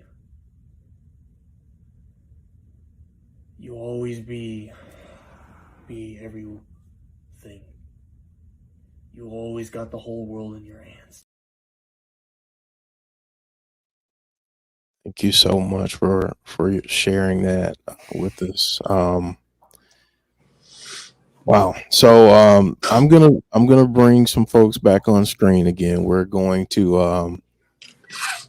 ask one more question here before we go into some art. And I'll just say this: we have art. I'm gonna try to make a little funny here. People hear the Arby's commercials. They have the meats. Well, we have the art this week. So just know that. So I made a couple people laugh, so that I've achieved my goal. But yeah, let me add some folks back to the screen here. Jeff, while you're asking back, can I just say a couple things real quick? Absolutely. First off and foremost, I want to say thank you. And obviously to Bray, but to all of you. I'm basically living a dream here that I never thought I'd get a chance to, and it's because of him. Because I wouldn't have been interested enough in wrestling to do this. And so I have him to thank for that. And of course, all of you who are, I would consider all friends and family at this point. And I'm very honored to have met all of you. And the other thing is, I want all of you who are here and all of you who are watching to always know that you will always have a place to go. Always. As long as we have this channel. That is the reason why I did this. That's the reason why Jeff and I started this. We didn't start this for reasons that were selfish like people sometimes do. We did this because we wanted to be a positive light. We wanted to make a difference. And I am so proud of everything we've done, everything Jeff's done. My God, you guys can't even begin to know how much Jeff has done for this channel. The behind the scenes of everything is so difficult to do, and I can't thank him enough for it. And Jody, keeping a show going when the primary subject of the show isn't even around on the TV for almost 2 freaking years is unbelievable. Unbelievable. I don't know how they did it, but they did. And you guys came. It wasn't like they were talking to 2 or 3 people. You guys came out. And man, I can never thank all of you and Bray Wyatt enough. I know Chris mentioned he's getting, I'm 53 years old, and I had never contemplated getting a tattoo in my life. Never, ever, ever. And, I've always been a horror fan. And then when I saw Karrion Kross and others getting a tattoo, I'm like, you know what? I have to do this. And I went and did it. And it was kind of cool. I'll make you all laugh now that I'm making everybody cry. But my wife, when I told my wife about it, she's like, well, getting it for a person who is a nice guy, and he's positive and he does all this stuff, is way better than you getting a hockey mask of a sociopath that kills teenagers in summer camp. Not to say that may not happen at some point someday, because they certainly are addicting, like people say. But they really are. I've grown up liking so many different things that sometimes others don't. Sci-fi, fantasy, horror. I'm into all of it. And so to have that, I don't know if you can see, but to have that now as a part of my body is just saying how big of a fan I am. And so forever be grateful, guys. And please, like I said, the stories I've heard tonight from Alicia and from so many others, I couldn't be prouder of that. And so please know that we're always here, no matter what. Jeff always says it. Reach out. If you need people to talk to, we're a DM, an email, a message away. And we're always here for you guys, no matter what. Thank you. The tattoo you want to get is similar to one of Nicole's pieces. Pretty much. Awesome. You want the lantern with his hat leaning up against it. Lantern. This is gonna be my Halloween costume. I'm going. That's the lantern I use with the Bray one. I have that one too. That's the one I carry. We're all gonna be Bray characters for Halloween. Yep. That's awesome. Yeah, I'm going as him and for Comic-Con on Saturday. This Saturday coming up. I got my white pants. I'm going as it's literally. I'll show you. Literally everything that he portrayed. Neither. Everything he portrayed. I sewed it up. The fun house. Yeah. I'm going with the new shirt that he had and the white pants. I painted the birds. Oh, oh wow, that's awesome. Like and I got snakeskin shoes. I'll be wearing that. Well, you are extremely talented. Yeah. You Yeah. really are. Yes. What's that? I said you are extremely talented. There's like, yeah, I'm lucky if I could draw a stick figure. You are enormously talented. Hey, don't say Everybody- that because Don Listen will to me. challenge you to draw a Listen, stick figure. Everybody's talented in their own way. You know, everybody's true. gifted Very in their true. own way. You know, you Exactly. had this channel, you had this community, the Abby's Window, that brought us all together, and not only to talk about Bray Wyndham's wrestling career, but it brought us all together, and we all became one crazy family, as I always say. And and I'm sure Wyndham would want us to, to give up hope, even though he's gone, but he wouldn't want us to lose ourselves.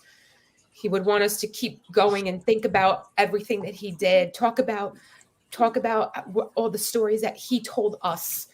And, I kept promising myself, as this may hurt that he's not here, but I'm going to keep fighting for him. I'm going to keep fighting for you guys, because the way he fought for us, I'm going to do the same thing. As much as it hurts, we will eventually heal in the long run. Yeah, So- absolutely. And Jeff and Jody are going nowhere. Just so you all know, those of you who haven't seen, they retitled her show. It's now called Abby's Abode. It is in the same time slot every single Monday, which they are talking about. And like Nicole just said, it's basically a tribute still to the man, because they are discussing things about horror, things that Bray Wyatt would have done. And I know that looking down, he would be super proud that they are continuing that. And for all of you guys that come every single Monday, it will be there. It is, unless obviously something happens with work or here or there, but it'll be there in some way, shape, or form. And it's just a kudos to them for continuing that. And I've got to say, they've done a phenomenal job on the first two episodes. It's not easy to just change a show on a dime. And they've done a great job. So I feel like he would say, "No tears. I'm still right here." Yes. Don't we know it? No tears. I'm still right here. Trust And me, I do felt wanna his presence let you multiple guys times. know that Vincent really wanted to be here. Unfortunately, he's traveling, but he did promise me that he will be on our channel soon. Awesome. He said, I really wanted to be there for you guys. I really wanted to be part of this. But they were just traveling. So but yes, he did say, I promise we will work something out soon. Yeah. That's brilliant. Well, this is it's been a lot of fun doing that. But obviously, his aura, like Kyle said, and just his brilliance and his inspiration. He's inspired so many others. So we're going to talk about those folks. And we've talked about a ton of horror movies, and we're doing some horror movie watch-alongs on the channel. So stay tuned for that. Mhm. I found out that I wasn't the only person in the world who'd seen Would You Rather. That made me happy. It was a messed We up. watched That it was the a other messed night, up movie. Forget it. Yeah, it was good. And it's such a messed up movie, but it's so. I mean, I like it. I like the premise of it. So Oh, yeah. It kind of reminded me of The Menu. You said it reminded you of what? The menu. Yes. It had the same If you like that, you'll energy. like the menu. It had Yeah. the same energy almost. Very Different much story. So Will Joe be doing what the what I'm poll gonna at do now is we're gonna ask one more question, and then we got a ton of art to get to as well. So we're trying to get folks out of here before Raw because it is almost 8 o'clock. I knew we'd And- go into overtime today. yeah, we are. So if you go watch Raw, we understand you can come check us out, the rest of it out later on, but we're gonna go through the rest of everything. So so I'm gonna end with this question, Jody. For you, what's the legacy that Bray left, not only in wrestling but on the world, the impact that he made on the world? The first thing that comes to mind is a wonderful quote that we were given by Jed Shepard. Don't be a dick. Oh, okay. Yes.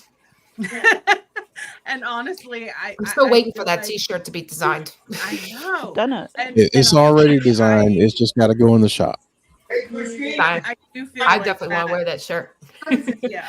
I feel like that's going to be his legacy is, it costs nothing to treat people with love and kindness. And yeah, like Jed said, don't be a dick. Exactly. And I said to Kyle earlier, I said, thankfully, Irie, his youngest daughter, is his clone. Yeah. Like his clone.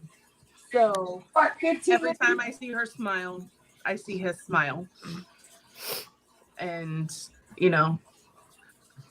he has beautiful, beautiful babies. And I know that will be his legacy too, is Yes. those beautiful babies. And obviously his older girls too.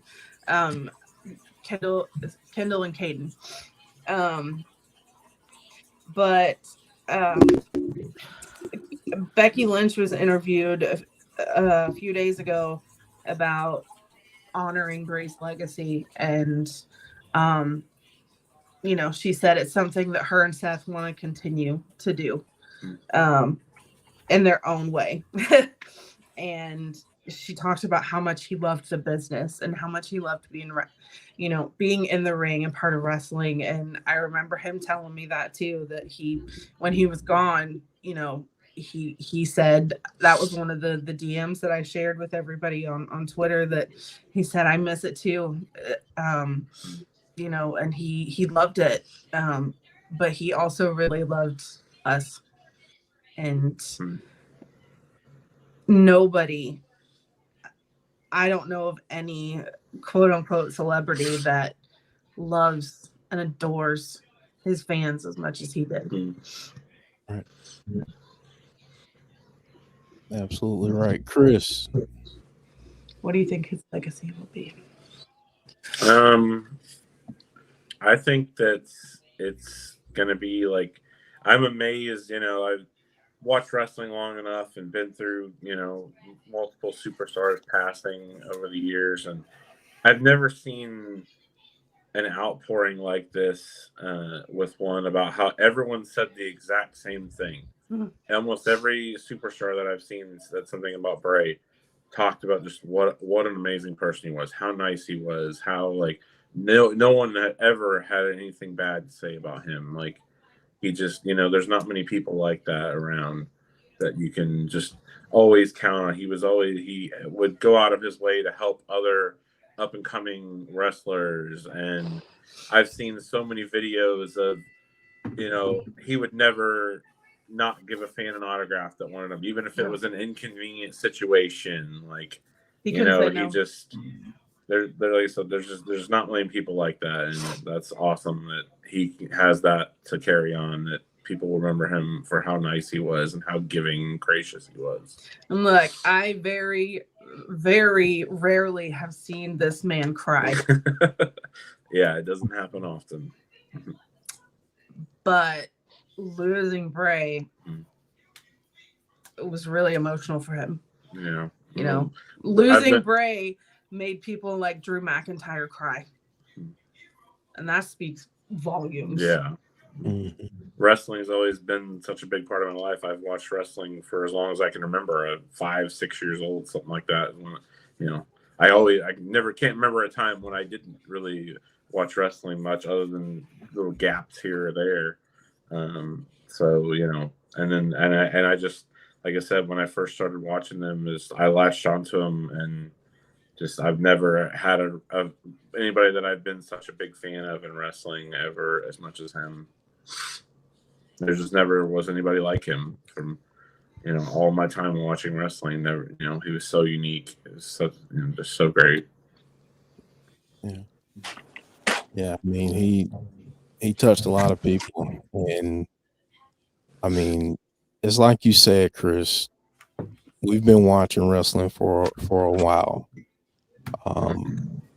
and we've unfortunately seen a lot of wrestlers pass. Yeah, in those years, and I, like you, have never seen an outpouring of emotion and people being comfortable sharing that emotion in different areas, not privately, I mean publicly, and on Yeah. social media, and during their shows, because of the impact that this guy made. And I think is what you said, you never see people say the same thing like that, and everyone to a person almost. Yeah. And that just speaks to the man's character. So Yeah, you know it's legit when everyone says the same thing yeah. about him. Yeah, I mean, you know it's the real deal then. So all right, so I'm gonna go to Nicole next, and then we'll go Tazzy, and we'll keep going here, and then I'll bring Jody back for the artwork. You're on mute. You're on mute, Nicole. Jesus, I'm sorry. I It's didn't even know okay. I was on mute.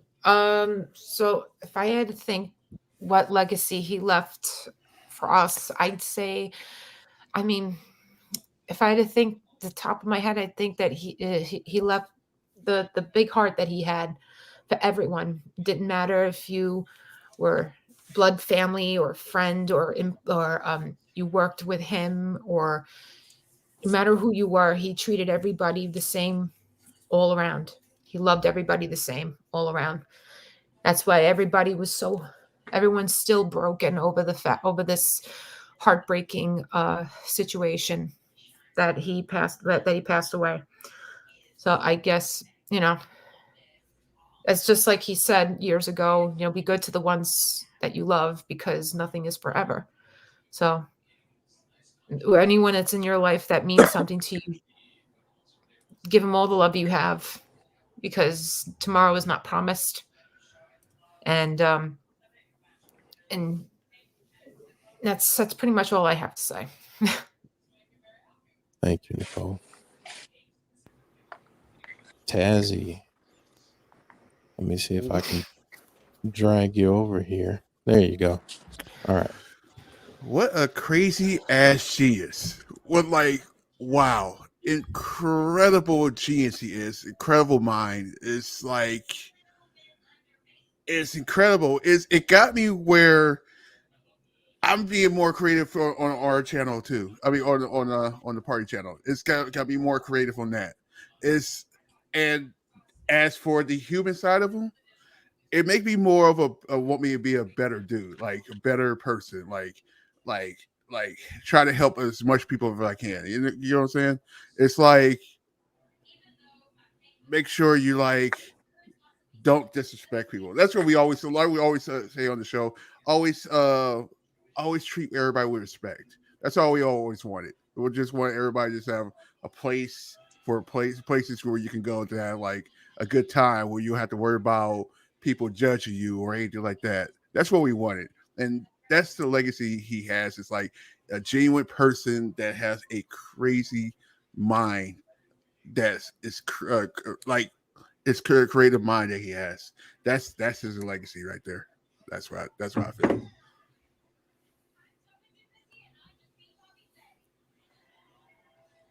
Thank you, Tazzy. Love you, man. Love you too, bro. All right, Joe. Oh man, 3 words. All of us. That's the legacy. I mean, I don't think there's really much more to say than that. And there's a reason why at the end of every one of our shows, I say be kind to one another.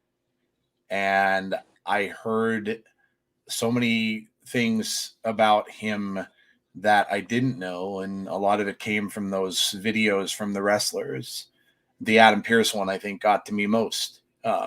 He was always in there coming over, giving people big hugs. I mean, not something that a lot of people do. And that's what Adam Pearce said he's going to miss, are the big hugs. That I haven't known too many people like that in my 53 years on the planet. That's pretty special. And so I think that the best way, again, is that his legacy will be all of us. And maybe from him and what we heard, we can all carry that on in our own way. That's it. Thank you, Joe. All right, Negan Mox. So yeah, you kind of said it. We're going to be the legacy. That's what it's going to be. I try to spread a lot of him to other people. Just yesterday, I had someone, they were a little nervous about being spooky, and I was like, and I just literally just in that moment recited exactly what Uncle Howdy said about never being afraid to take. If you're worried, don't take the mask off. But I recited that thing word for word, all the way from the beginning to the end, and it seemed to give him just this peace of like, oh, maybe I will be okay.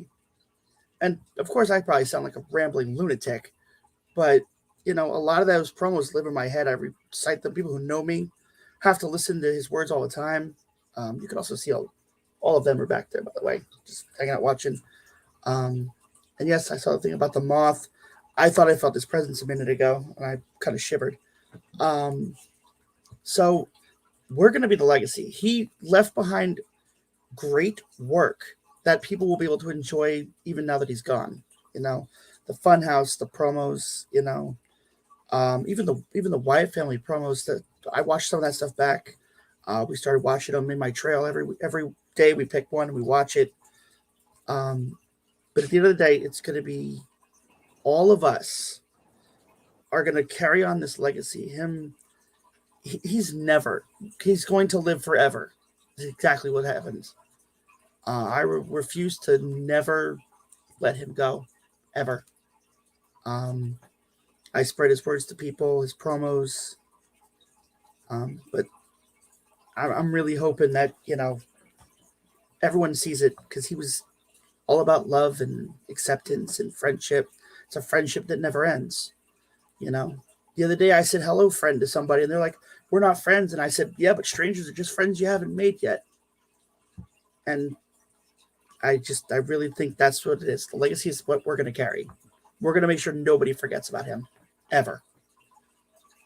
That's right. That's right. Thank you so much for sharing. All right, Dom. We're going to bring Dom on. All right, guys. Obviously it's been really emotional, like listening to all of you share your stories and stuff. And I talk about legacy quite a lot in various forms of the work that I do. But I think it's just, for me, it's the alternative, isn't it? In music, you talk about like alternative, bands that inspire us to dress a certain way or act a certain way. That give us confidence, again, listen to certain music and, it inspires you, right? And I think sports entertainment needs that too. And in the same way, like I said, in the same way that for me, Mankind was that back in the day, the Undertaker was that too. The long hair and the Jeff Hardy is another great example, that inspires us all to.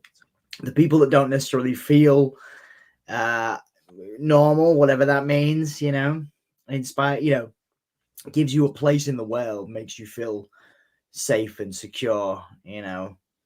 And I think Bray's legacy is bringing that. A couple of people, you know, I think it's quite a nice word in this context. A couple of people use the word misfits, you know, or like a craft quote, you know, we are the weirdos, you know, and I quite like that. You know, we're all a bunch of weirdos, and that's okay. There's nothing wrong with that, you know. And I think that Bray was right there in popular culture, you know, on TV every week, being a bit weird and a bit out there, and it was cool. And it made, you know, for people that, again, like I said earlier, and a bunch of you guys have said, and I really like, you know, hearing about your own experiences, of course. It's like, you know, that's cool, man. It's cool to be weird. And Bray was like on TV being weird, and so it was like, yeah, I'm pretty weird, and that's okay. I feel good about it, you know. So I think it's just the alternative, you know, as long as people like, you know, as long as people are inspired by Bray, you know, you're carrying crosses, whatever, you know, talent that, you know, that are there now, you know, Bray Wyatt's legacy will live on. Absolutely. People will adopt his mannerisms, move set, you know, in a wrestling context, of course, but in terms of right here, you know, this podcast, you know, and just like, you know, talking with you guys, you know, we are the weirdos, and Bray was, you know, and I mean that in the most loving way possible. You know, Bray was pretty weird. You know, he had an interesting mind. You know, like we heard, you know, earlier on, and I think that's fascinating. You know, and there'll be stuff to unpick for years. You know, there'll be theories years from now, and I think that's fascinating. So yeah, in short, his legacy is that it's cool to be weird, man. Yeah. I love that. Love that, Dom. Thank you, man. All right, Alicia. Yeah, I agree with what Dom said, you know, about the weirdo thing, you know. But there's to sum up the legacy, what I put in my little thing, 3 words. What Wyndham and Bray is then, now, forever. That's what he is. Yes. I love that. Because that's what he was then, he was now, and he is going to be forever.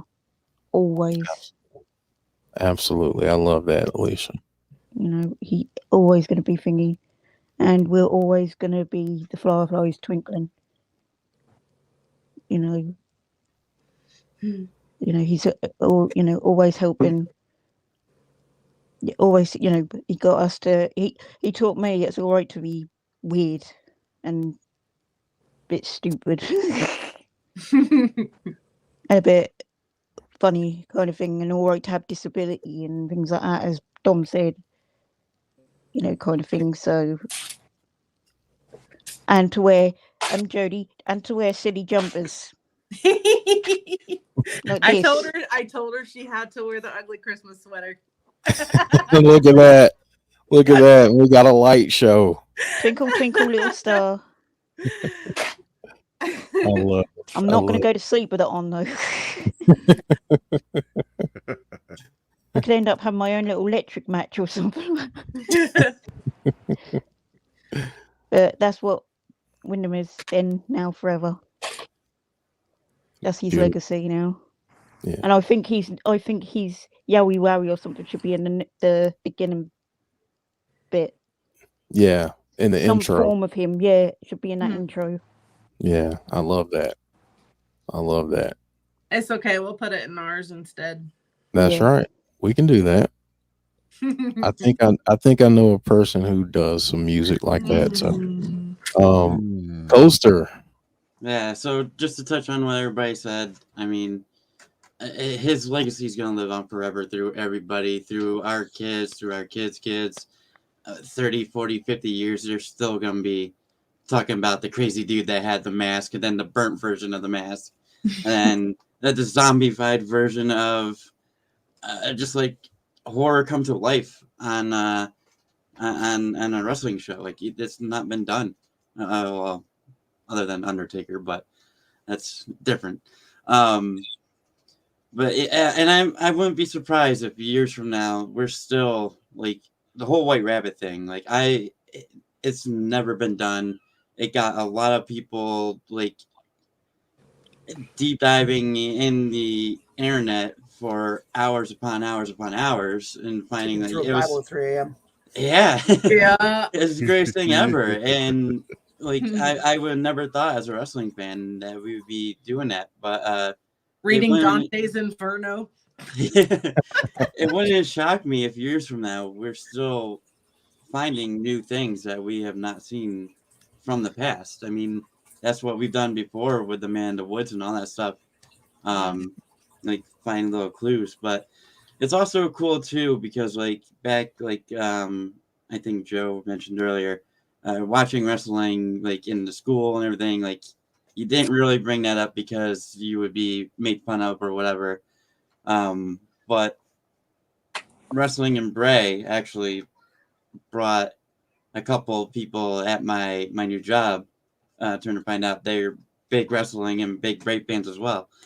And I didn't know that until, I came in the day that he passed and I saw them kind of not right and kind of was like, hey, what's up? And they just kind of let off that, they're upset about it. But so it brought us kind of together as like a 3-man crew at my job, which is pretty cool too. So I have that.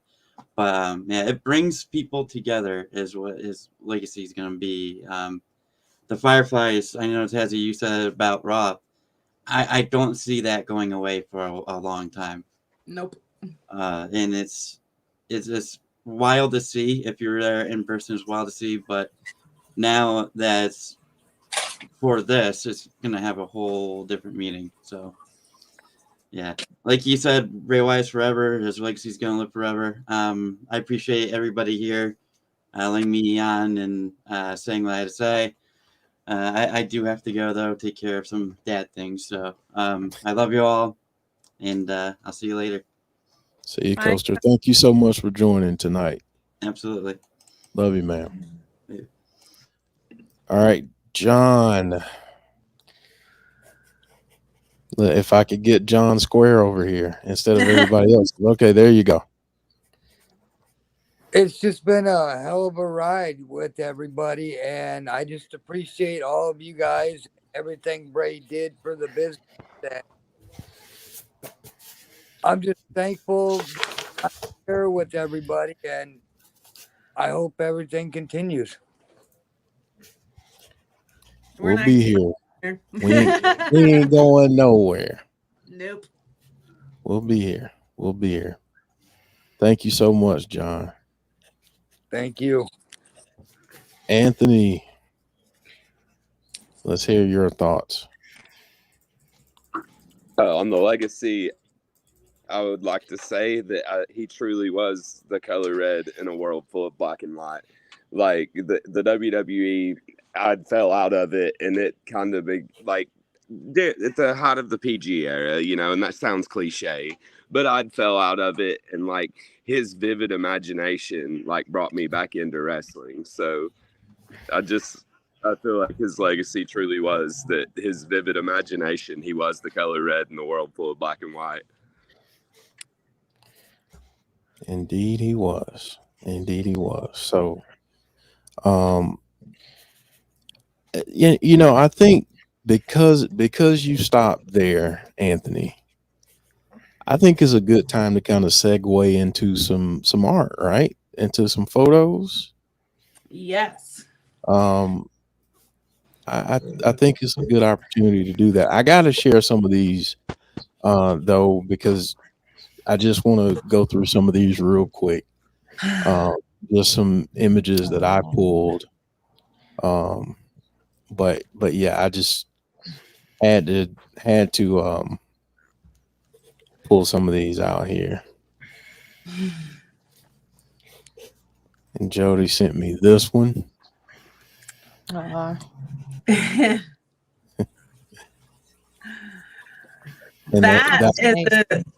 That's Corey Graves' tattoo. Oh, that's gorgeous. Awesome. I like that. That's awesome. Mm-hmm. All right, so we're going to get into some art. So here we go. Here's the first. This is so cool. Yeah, props to Eric on Instagram, because again, I pull a lot of them from his Instagram page. So this is the Wyatt family in terms of Grand Theft Auto, which is That's clever.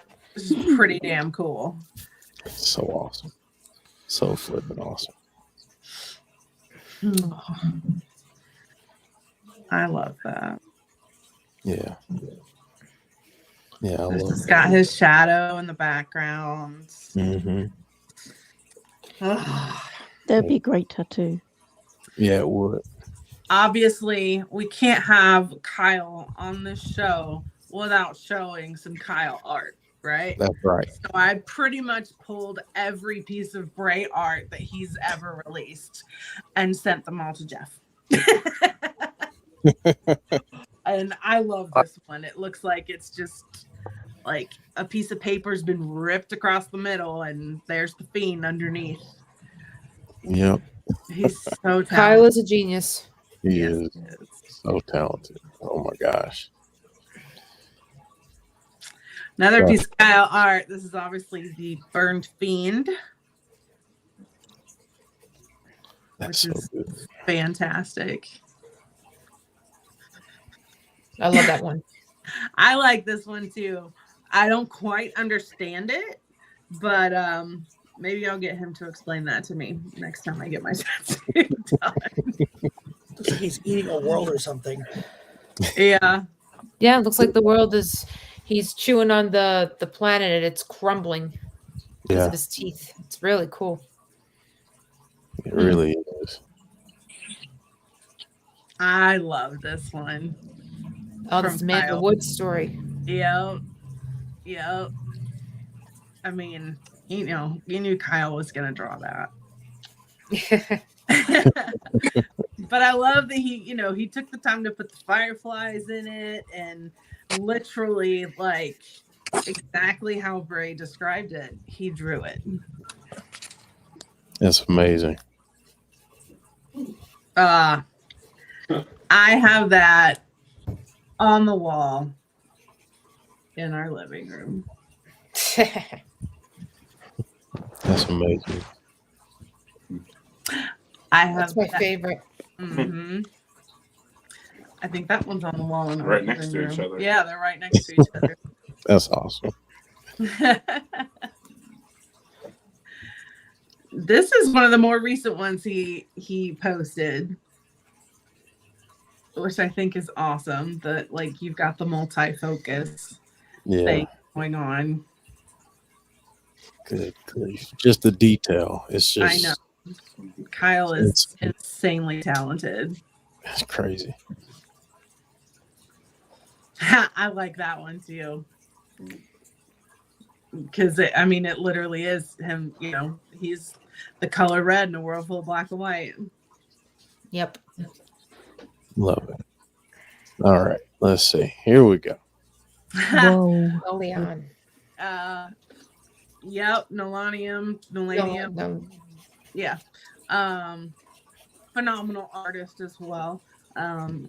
He's also the artist that Kyle got his inspiration from to do my tattoo. So I love that cartoon style, and that's what I have on my back now. Yeah, it's so awesome. Mm-hmm. Oh. Yeah, so I think this is Chris Masterson. Those are no, they're not. They're Matthew Goldberg. So those are figures. Like, how cool would it be to do like a Firefly Funhouse stop motion kind of video? And I'm a fan of that kind of animation. Yeah.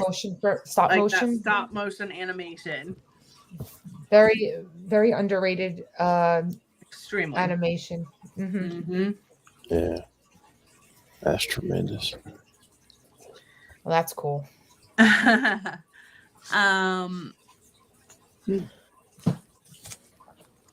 scared someone with that the other night. I don't. Yeah. I mean that pose is iconic. Mhm. You know, I Yeah. think Seth has done it on more than one occasion since he passed, and I think he will probably continue to do so.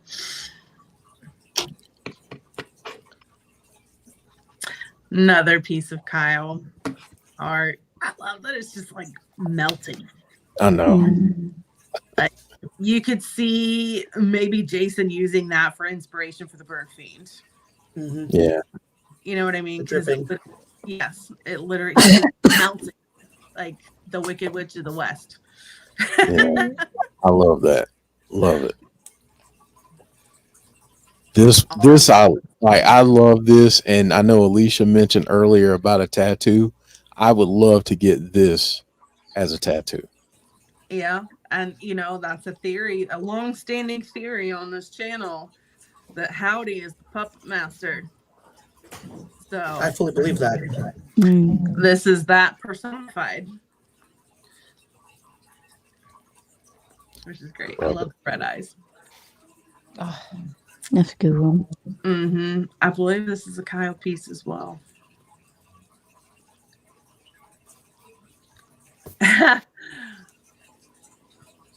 It did seem, you know, that Bray was several-minded, and I remember when Kyle was telling me that story about when he got his tattoo, that there were moments where he was like trance-like, that he was just so focused on something. But I love that. Yeah. I love this one too. Again, credit to Eric because I didn't steal them, but I took all of these off of his Instagram page because he is so good about posting any art Everything. he finds. Everything. He is Yeah. basically, you know, my art concierge. Yeah. I mean, shout out to him because I mean he posts every bit of art. He does. I don't know where he finds it, but he finds it, and thank you for finding it, Eric, because you're introducing us to other talented artists as well. He's And like our art consultant. that's right. There you go. Eric, you have a title. You are our art consultant.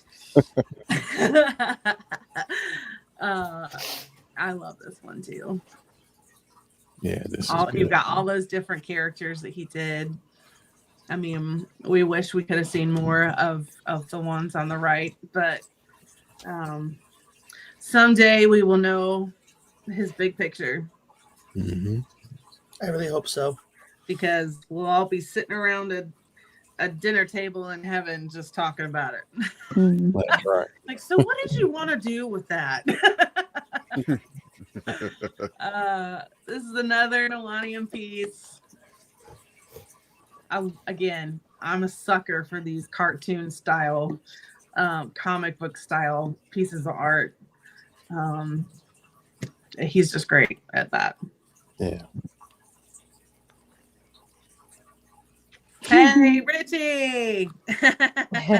So Richie, if you're still in the chat, which I hope you are, you know, we have to give credit to Richie because he's one of our regular pieces of regular artists on here because he does such amazing work. And I love that detail. Yeah. Aww. I love that she drew this because she's been doing these commissions for people if they never got the chance to meet him, where she's actually drawing them with him, which is a beautiful, beautiful thing to do. Best one to, you know, that's such a beautiful way to honor his memory. So I'm really glad that she drew this. I know this is one of the earlier pictures that they took together, and yeah, that level of detail and the beard, and I mean, that's insane. Yeah. I mean, even the light, like the lighting on the glass. I mean, it's just. I know. Yeah. She's very talented, and he was so proud of her. Mm-hmm. And you know, she's come leaps and bounds in terms of her art. She's improved. She's grown so much, and I agree. he was so stinking proud of her. It was like, I don't know, that she was his daughter or something. Like, he was so darn proud of her. Another Richie piece, that Funko Pop, which is just fantastic. I love those Funko Pops. Yeah. Blake, gotta get him in here too. He's a pretty regular artist on here as well. I actually have that picture downstairs. The photograph of this downstairs, autographed by all three of them. Oh. And that is one of my most prized possessions. Oh, I love this. Yeah, I like this one too. I can't remember who did it. Again, credit to Eric because it's all on his page. Yeah, House Wyatt. Follow the Buzzards. I love that contrast between the Fiend and Bray. Yeah, that's amazing. Mm-hmm. Speaking of another amazing contrast. That is beautifully done. It is beautifully done. The detail in the Fiend mask and Bray's hair. I mean, that looks like a photograph. It's just beautiful. It is. It's amazing. Hey, Jessie. We have a piece from. She said that she started working on this last year.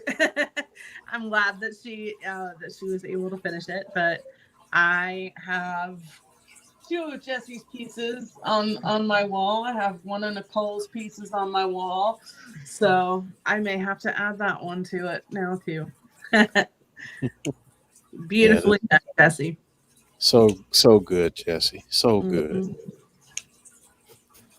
All right. Speaking of Eric. Yeah, speaking of Eric. So this is Eric, after being a fan of Bray for many years, finally got to meet him. And, obviously Eric, one of the most diehard Bray Wyatt fans I've ever gotten to know.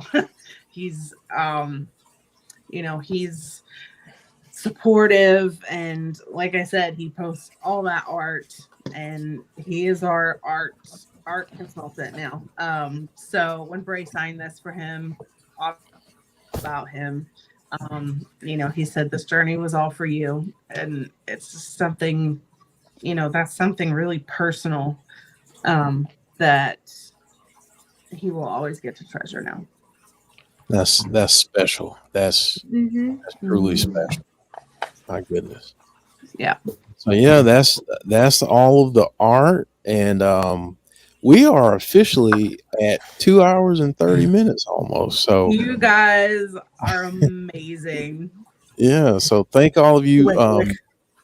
The ones of you who left, we get it. We understand. Come back and check it out. The part that you had to leave on, we get it. But those of you who stayed with us the entire time, thank you guys so much. And thank you to everyone in the chat for your stories and everything that you shared, your memories. We greatly appreciate it. I mean, it is special, and it shows you how special Bray was and how much he means to all of us. That all of us got here at about 6 o'clock, and we're here now, and we're here for each other, and it's going to continue to be that way. We're still here. We're not going anywhere. Things may change, things may evolve, but we're not going anywhere. And no matter how far things evolve or how many things we do, we will never, ever, ever forget the legacy that Bray left behind. This channel is a part of his legacy.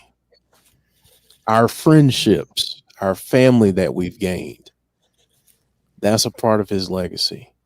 And we're always going to be here for one another. So I'm going to try my best not to get emotional at the end here. But I really appreciate all of you joining us and having this chat. And, it does mean a lot.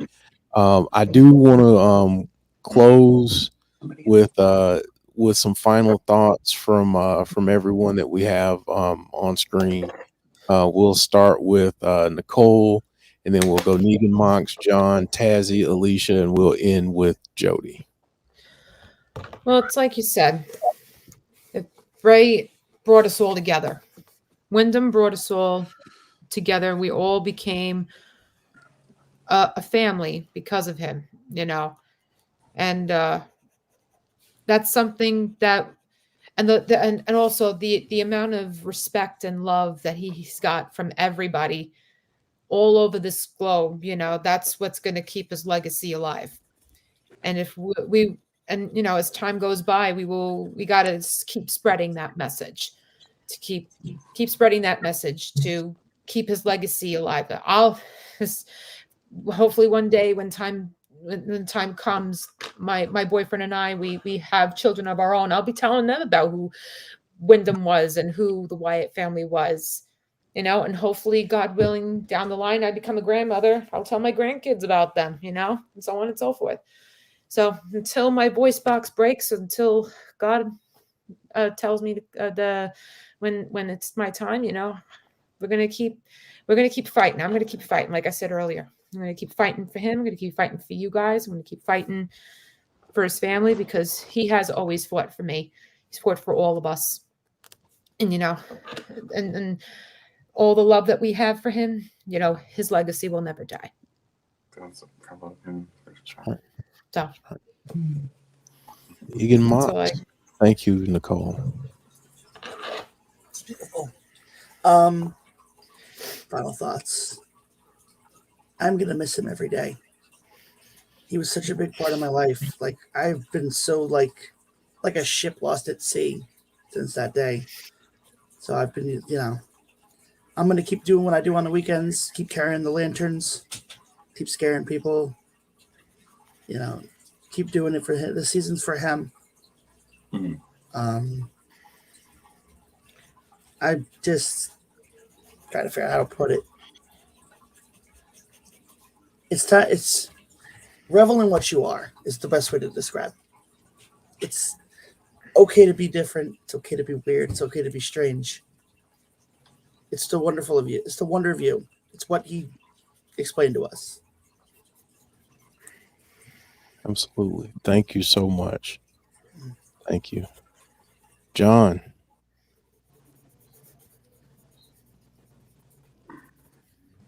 I just think his legacy is that he brought a lot of people together and showed us that being unique deserves appreciation and as much love as possible. Absolutely agree, John. Thank you so much, man. Tazzy. Everybody know about the Mambo way from Kobe Bryant. Let's do something different. Let's do the Wyndham way. How about we do that? The Wyndham way. And you're going to see me say that a lot during our streams and stuff. It's the Wyndham way. Like, keep respecting each other. Keep your creative mind. All you guys got creative minds, man. I see all you guys. Nicole, Jody. I mean, Jeff with his creativity on the shows. Like, all you guys, like, keep doing the Wyndham way. That's all I say. It's the only way to do it. Thank you, Tazzy. Mm-hmm. Alicia. Sorry, Tazzy. When you said that, it sounded like a wind away, a wind. I love it. That was good. That was Alicia. That was good. That was good. Need that. That's all I could hear in my head. Now I'm gonna listen to that song once we're done. Once I get off. Well, if you do that, And now It is a you're good gonna song. think about Bray every single time. or you can just change the words to Tazzy sleeps. Tazzy sleeps. Guilty. Oh gosh. No, with final thoughts, We need we to are laugh.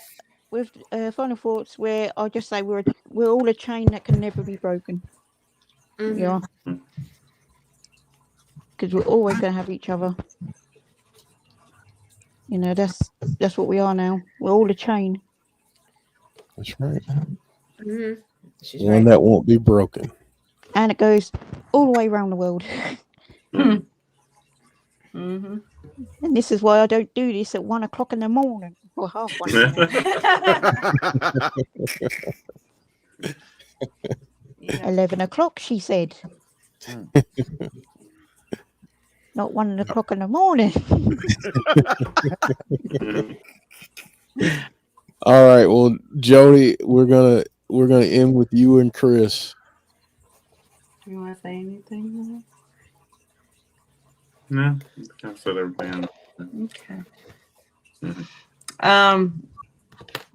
I love you guys so much. We're like emulate everybody else's feelings. We're a family, and we might be a crazy dysfunctional family, but we're a family.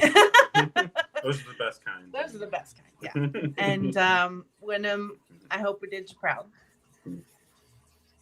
I think he would be. I truly do. I think he'd be proud that all of us have come together and had a good time. We've had our tears, but we've also had our laughs and and the good, remembering the good stuff. So I really think he'd be tremendously proud.